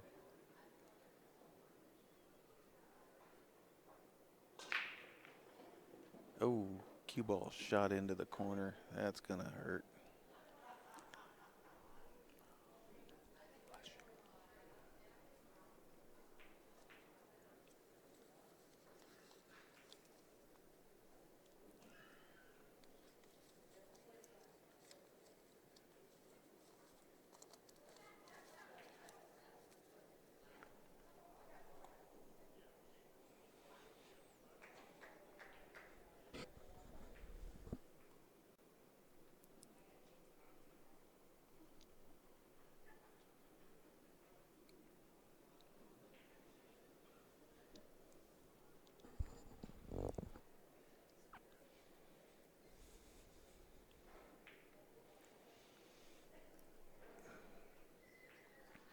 All right, Jared's still looking at this predicament he's got with the 8 ball. He's going to have to kick at it. I would imagine he'll probably call it cross side. I can't. No. Okay, he's calling it in the corner. He must be able to go 2 rails with this ball. This will be a great shot if he makes it. This would be one for the high right reel.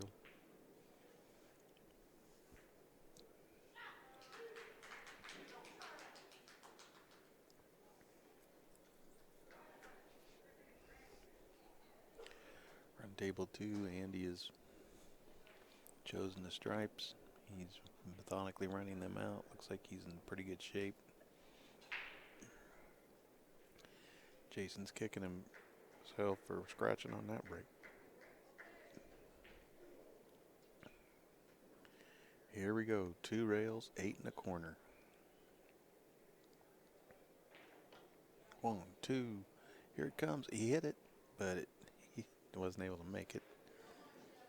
That was a great effort. That's about all he had.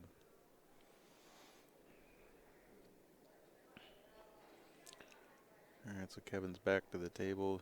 He's got the 3.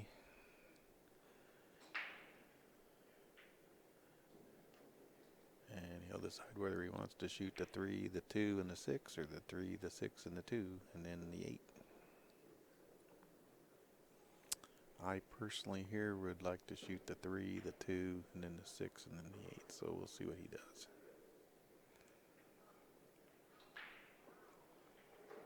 He's a smart man. He thinks the same way I do. You game up nicely for the 2.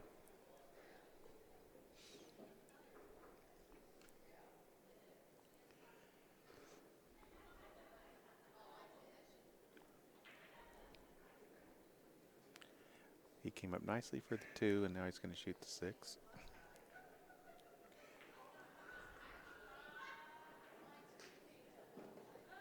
I tell you, you put 100 different pool players on a table, they'll play the game 100 different ways. Okay, so he's made the 6. Now he's got the 2. He can either draw out center table for the 8, or he could follow forward 3 rails around for the 8. It's whatever you're comfortable doing here.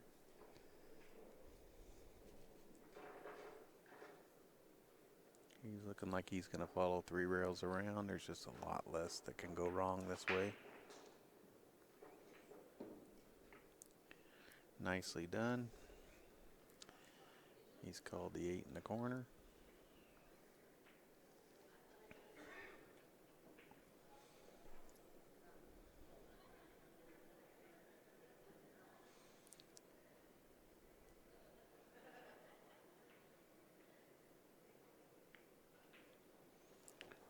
No problem. Dead punch goes up now by a score of 10-5. This match is starting to get away from something twisted, much like it did yesterday.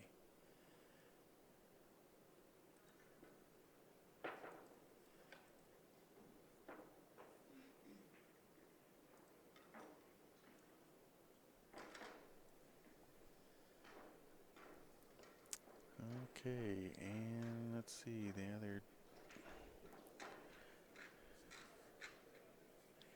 Andy got out against Jason.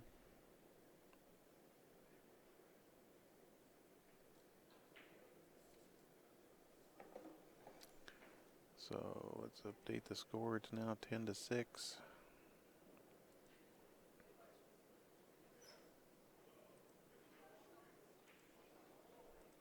Yesterday, something twisted made a furious comeback at the end, but the problem was it was about 12-4 when their comeback started.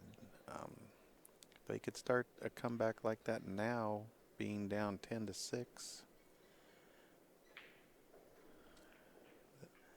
things would look a lot better for them. So let's see what can happen. You don't want, once the other team gets on the hill, you know, one little bad roll or anything can just kill you. So if they're going to make a comeback, now's the time. They need 7 games. Dead Punch needs 3. Time is running out. If Something Twisted can come back and win this match, we will play another match for the championship. If Dead Punch can finish off this set, they will be the champions for the Michigan State Gold Division teams for 2016. And then I believe after this, we've got the men's silver division coming up.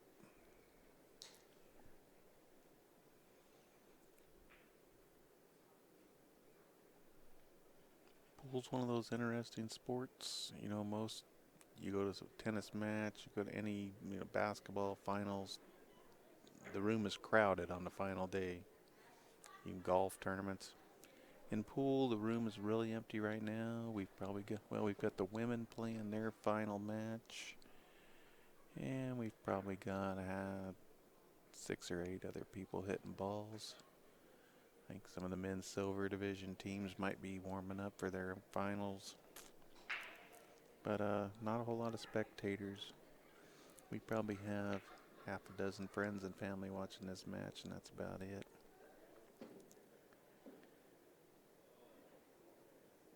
So on table 2 here, this is Andy at the table, and he's playing Jason. Or no, excuse me, that match. We've got Scott at the table, and he's playing Derek. And over on table 1, John is at the table playing Ryan.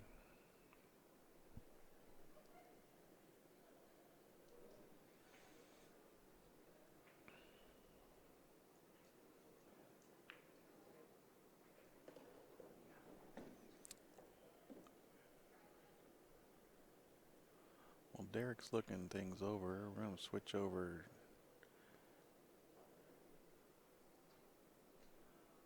Watch John.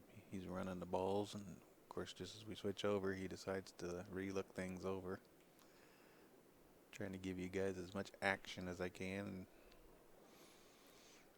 It's more fun to watch shooting than to watch thinking.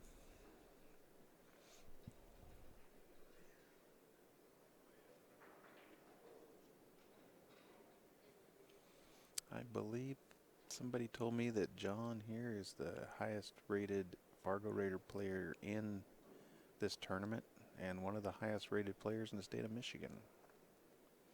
I believe his Fargo rating is up around 700, maybe just a little over 700. Was told he likes to play a lot on the big tables, and he is a big table monster. With the big stroke he has on these bar tables, I can believe that. He's a fun guy to watch, super nice guy to talk to. He's made some tremendous shots in this tournament.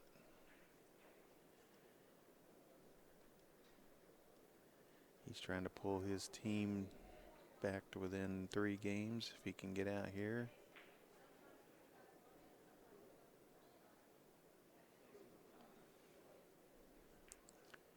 Shot the 9, came around nice, missed those solid balls, so he's got the 12 in the side. Then now the 14, the 15, and the 8. If he can clear these off, we'll jump back over to table number 2, which you can see up in the corner.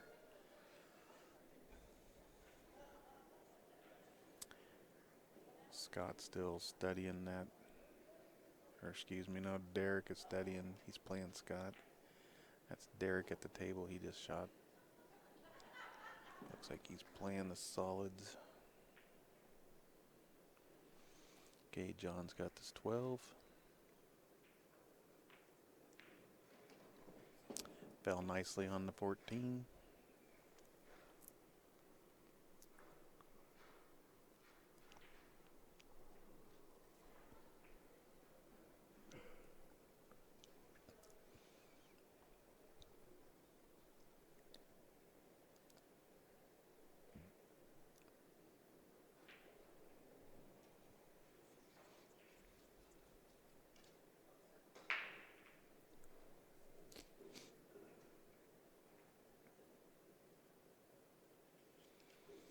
Getting down to pressure time. These guys are taking a little extra time on every shot. No time to rush anything.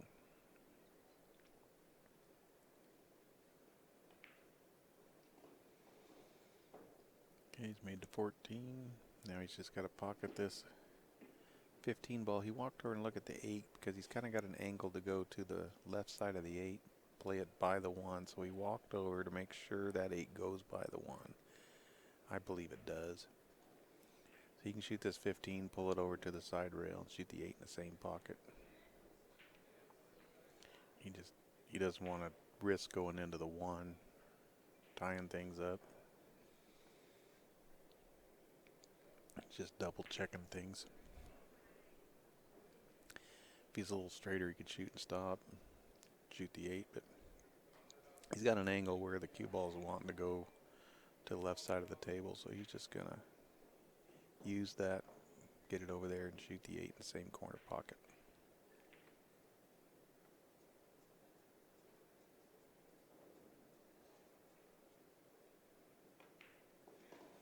Nicely done, comes off the side rail.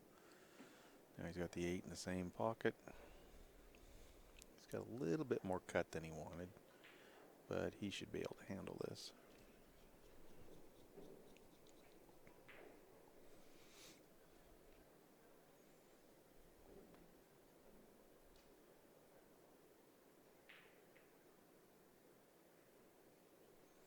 He's actually looking at the line that his cue ball is going to come down. He doesn't want to scratch off of one of the balls that's laying out on the table there, so even though he's not playing position, he's thinking about where's my cue ball going.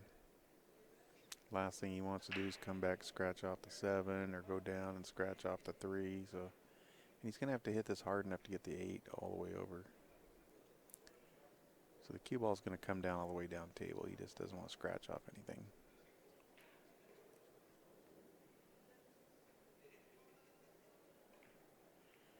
He's made the 8, and oh boy, he almost scratched off that 5. That was so close. He was worried about that. All right, so John wins that game, pulls something twisted back to within 3 at 10-7.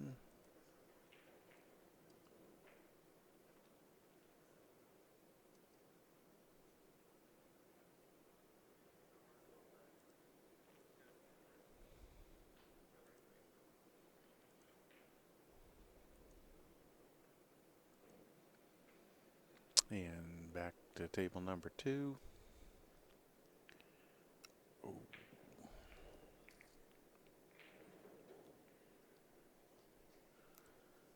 That was Scott. No, that was Derek that just missed that. Derek just hung the 1, bringing Scott to the table. He hasn't left anything real easy, but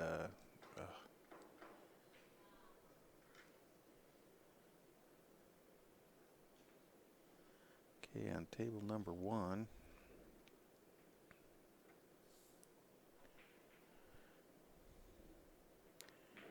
Kevin Gregel for dead punch is racking the balls, getting ready to break. He's going to be playing Patrick.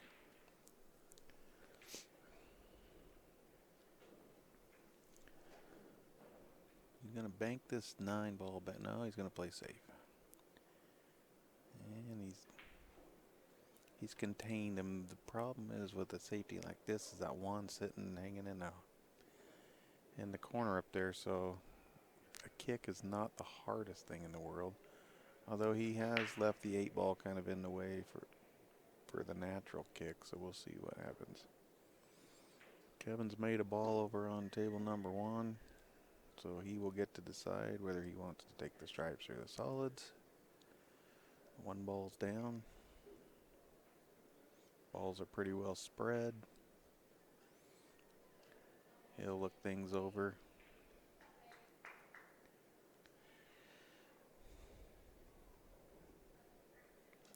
Meanwhile, Derek's looking over his options here on this 1 ball.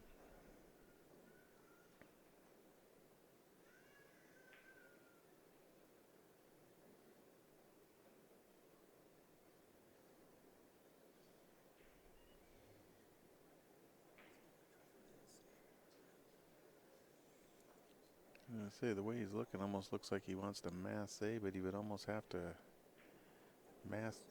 this would have to be like an S-curve shot. He would almost have to masse around the 13 and then masse the other way around the 11. So I don't think that's what he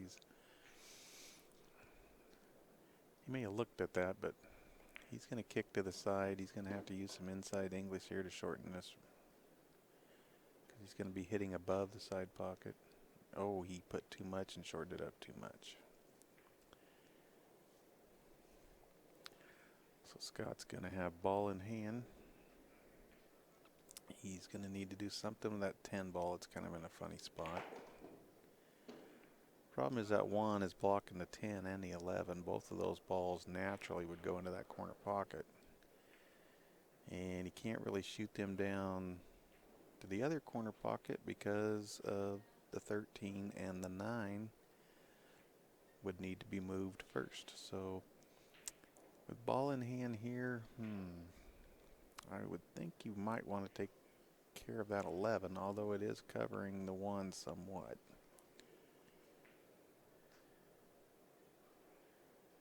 Let's see. He looks like he may be playing the 13. He's going to play the 13 in the upper right corner. Either that or no, he's just going to play safe. He's put the 13 over on the side. He's trying to get the 13 in the way for the kick. That's tough to do, though. I don't think he's... It's a lot of area to try to cover with one ball.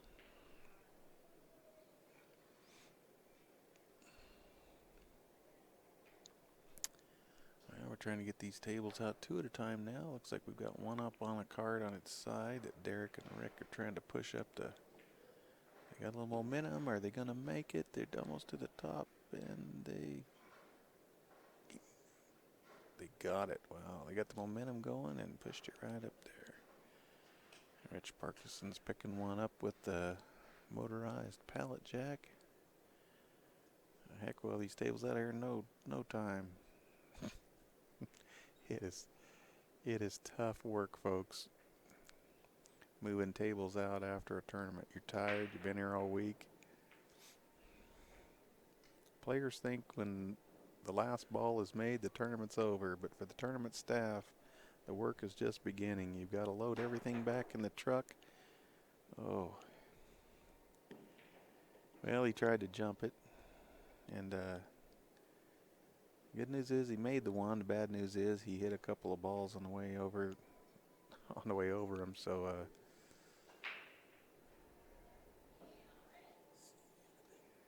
Scott's going to have ball in hand here.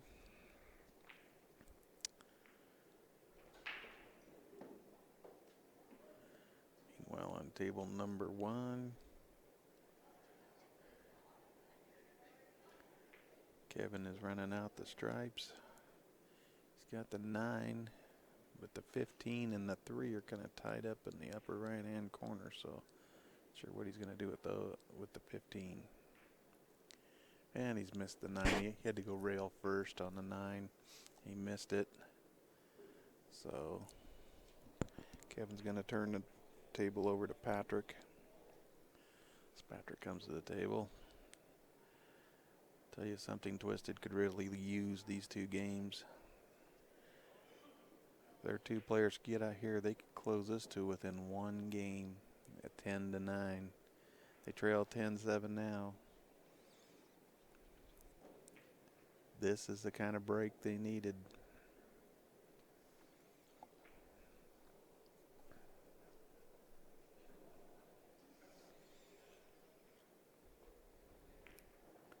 Scott cuts the 9 in, but he's turned the cue ball loose, and he's not going to have much of a shot here. Wow, that's too bad. He wanted to keep it over on the other side of the table for the 13. But now he's hooked himself with the 8. He can come up and play off the 10. If he chooses to be aggressive, the 10 lays good for a straight back bank in the corner. But, you know, in a close match like this, just getting aggressive like that, I think he's going to look at possibly a safety off the 13. It looks like he can hit the left side of the 13.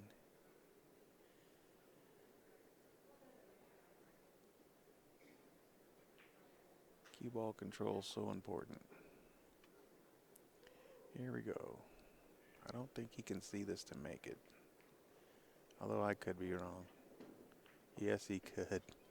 He missed it, but he could see it to make it. Is he going to get lucky? Is he going to get safe? No. No, he's left a shot on the 8.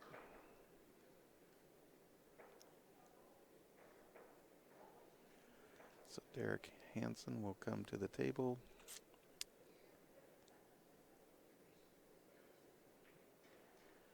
He's got a long shot on the 8-ball.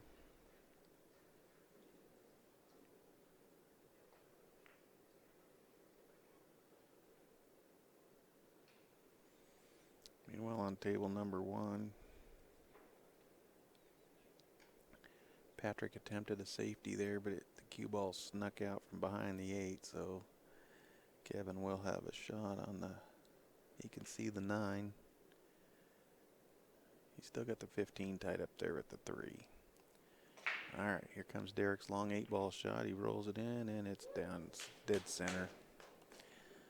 So Derek Hansen puts another bead up for dead punch. They take an 11-7 lead. Next up on table 2 is going to be Jared and Brad.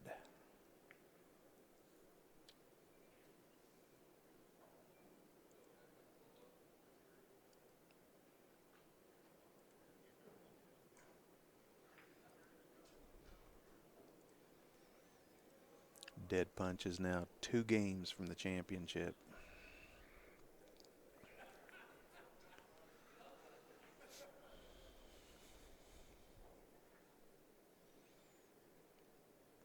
They're starting to smell it now. Brad comes to the table to rack the balls, get ready to break.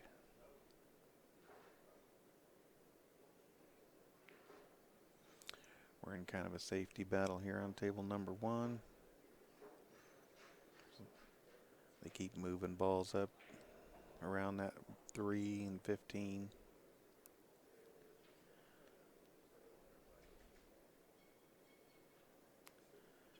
I think that Kevin can play a safety off of this 9. Might even be able to bump the 15 out. Leave the cue ball right on top of that 3. He's bumped it out, and he's put the cue ball behind the 15. They don't want to do anything silly here and make a big mistake. So most of these safeties are just to try to contain their opponent, get them back to the table.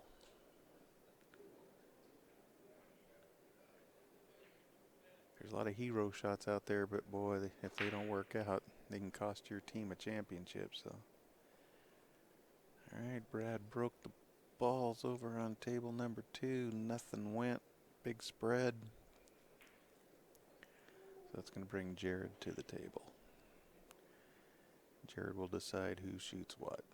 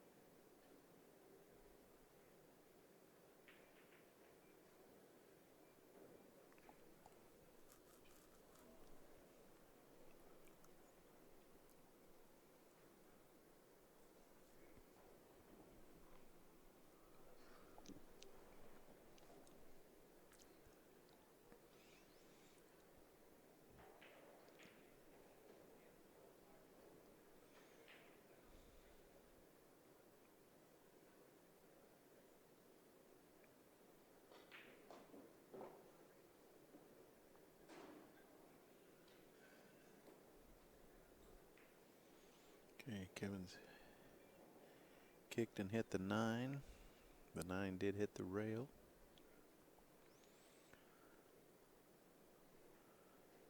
In fact, the 9's kind of sitting in a funny spot now. I was hoping it would hit the rail. I think he was hoping it would hit the rail just a little bit harder.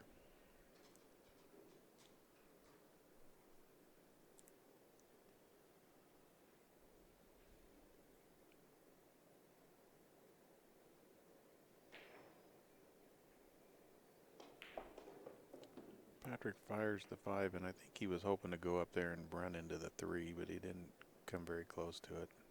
He just doesn't have a good breakout for that 3 ball, but he really needs to get it out.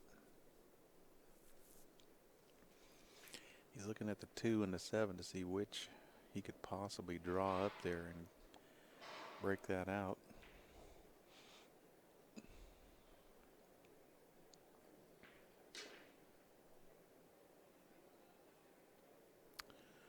Wow, and I didn't see on table 2, but could hear the miscue. Sounds like Jared miscued. He was looking at his tip, so Brad's going to come to the table. And looks like Brad will be shooting the solids. I see a stripe down in the ball box down there, so I got a feeling he's shooting solids.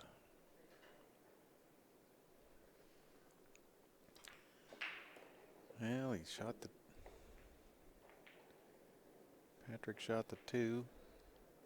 Tried to draw up there and hit the 3, but no such luck. I think he's going to end up having to play a safety here off the 7. He's going to have to move it into position for a break shot. I would try to put it up there somewhere near the side pocket.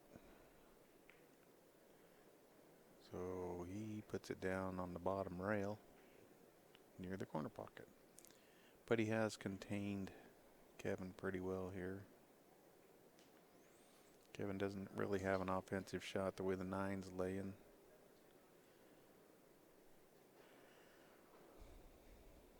If I was him, I would... Oh boy. He's going to have to play safe. He needs to get that 9 somewhere to where he can try to break out the cluster. Okay, he's bumped it out nicely. Getting the cue ball far enough over that the 7 now is not a break ball. He could cut this 7 in, but I don't think he's going to have the path he needs to break open that 3-15.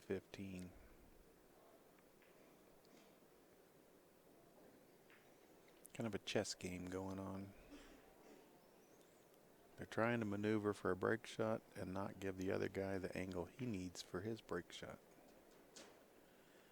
Okay, he's decided to put the 7 up there too. Now, Kevin has an angle here with the 9. He could go into these balls. But with the 7 up there, it makes it a little tougher. It's kind of a blocker, almost looks like a shuffleboard game where he just put the 7 up there as a blocker. Here we go. He's going to play this 9. He just called it. See how this ends up. He fired it. He's run into him, and it's like they went apart and they kind of came back together. So he can see the 15, but it doesn't go up. It doesn't have a pocket. For a split second, they were apart, but then when they came off the rails, they kind of bunched back together.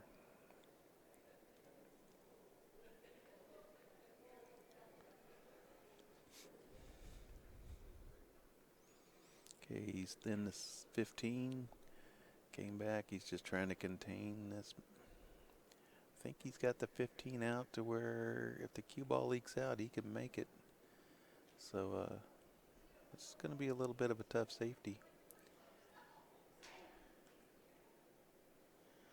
Patrick can hit the 3 or the 7, but it's going to be tough to not leave a shot on that 15. That was very nice. He fuzzed that 15 out just enough to where if cue ball's down table, anywhere like near the side pockets, I think it'll go.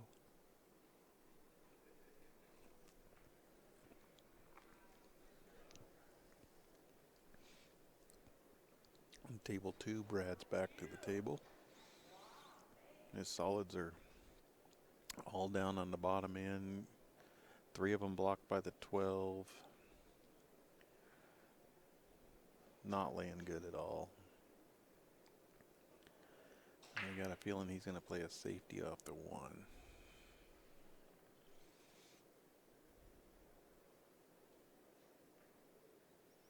Or the 5.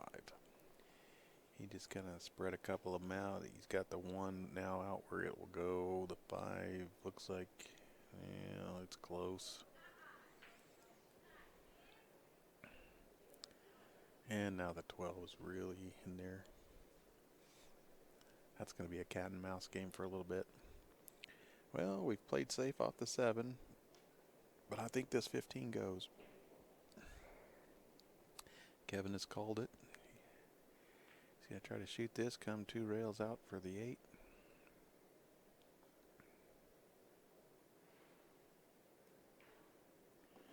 Ooh, you rolled it in. It went kind of rail first, but he's perfect. This 8 ball is gonna put Dead Punch on the hill, and he made it.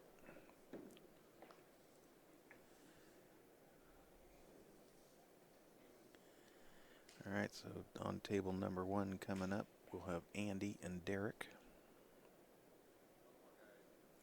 Andy will be breaking.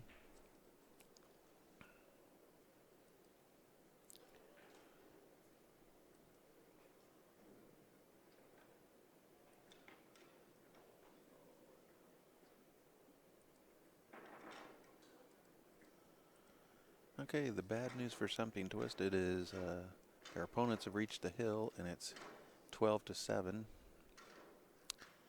The good news is yesterday they were down 12-4, and came back and got it all the way to 12-9 before Dead Punch closed out that match. So they ran off 5 games in a row again like they did yesterday, we'd have a Hill match here. And anything can happen at Hill. So we just have to wait and see what happens here. But Dead Punch has got to be feeling really good right now. They need 1 game.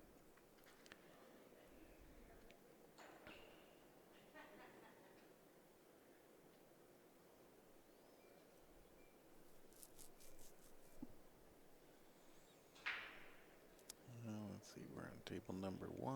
Let's take a peek in on table number 2 up in the left-hand corner. They're in kind of a cat and mouse game. Balls are laying really awkward for both players. Here on table number 1,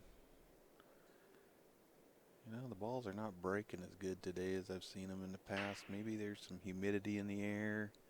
I don't know, it's freezing in this room. They got the air conditioning turned way up, and there's not very many people in here, so I'm cold. But Andy's here at the table. He's taking the stripes.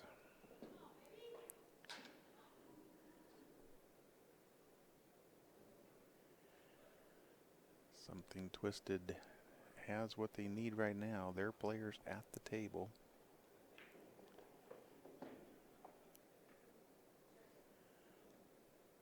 They just need to stay at the table and complete some racks.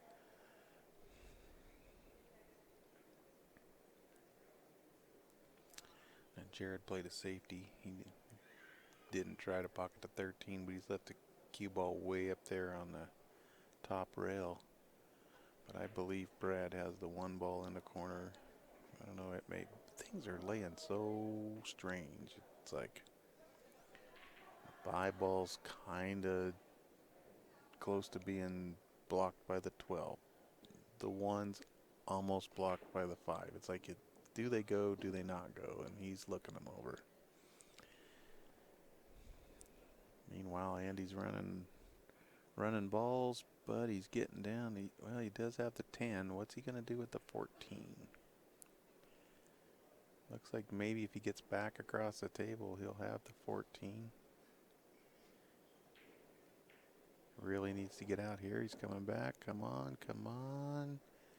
I think he's got it. He'll just need to draw back enough to clear the 3, so he'll have the 8 up in the corner. He's staring and looking, and the women are cheering again. Somebody made an 8 ball. Got the women's final in the 2nd set up there. A quiet room like this, you can really hear him. All right, he's got to shoot this 14 and just clear the 3, and he'll have the 8 up in the corner. But boy, he's really looking Now Derek wants to come down and take a peek. They're trying to do that, and they've decided, okay, we need a referee. Phil, come on over. Phil is up with the women right now.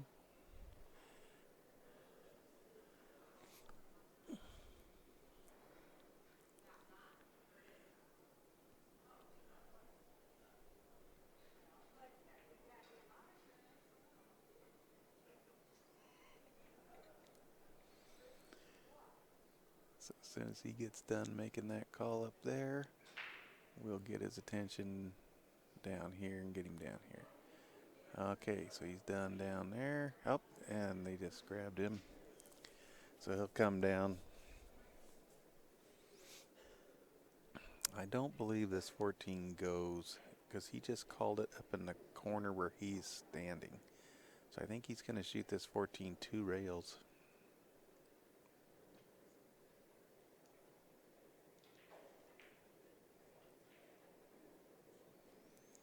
And, oh, it almost went.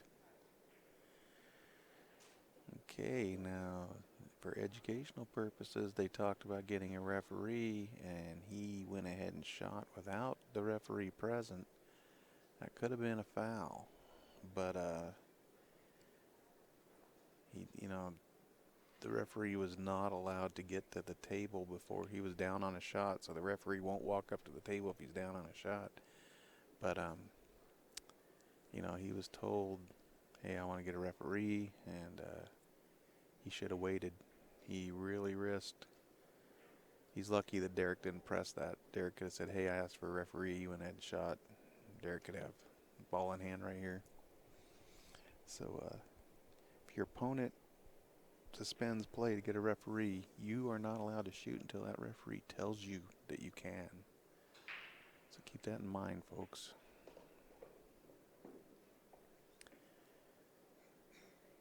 I think these guys know each other and stuff. They're not going to pull something like that, but he changed the shot he was going to shoot and didn't feel a referee was needed, but that was not communicated to his opponent. It was obvious it was a good hit, so Derek wasn't going to press it. Shows good sportsmanship on his side.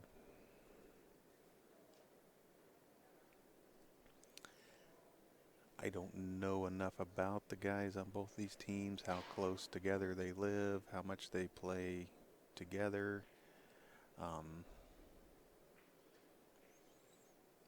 But both of these teams have exhibited some great sportsmanship. These guys are all gentlemen. And we've been treated to some great pool.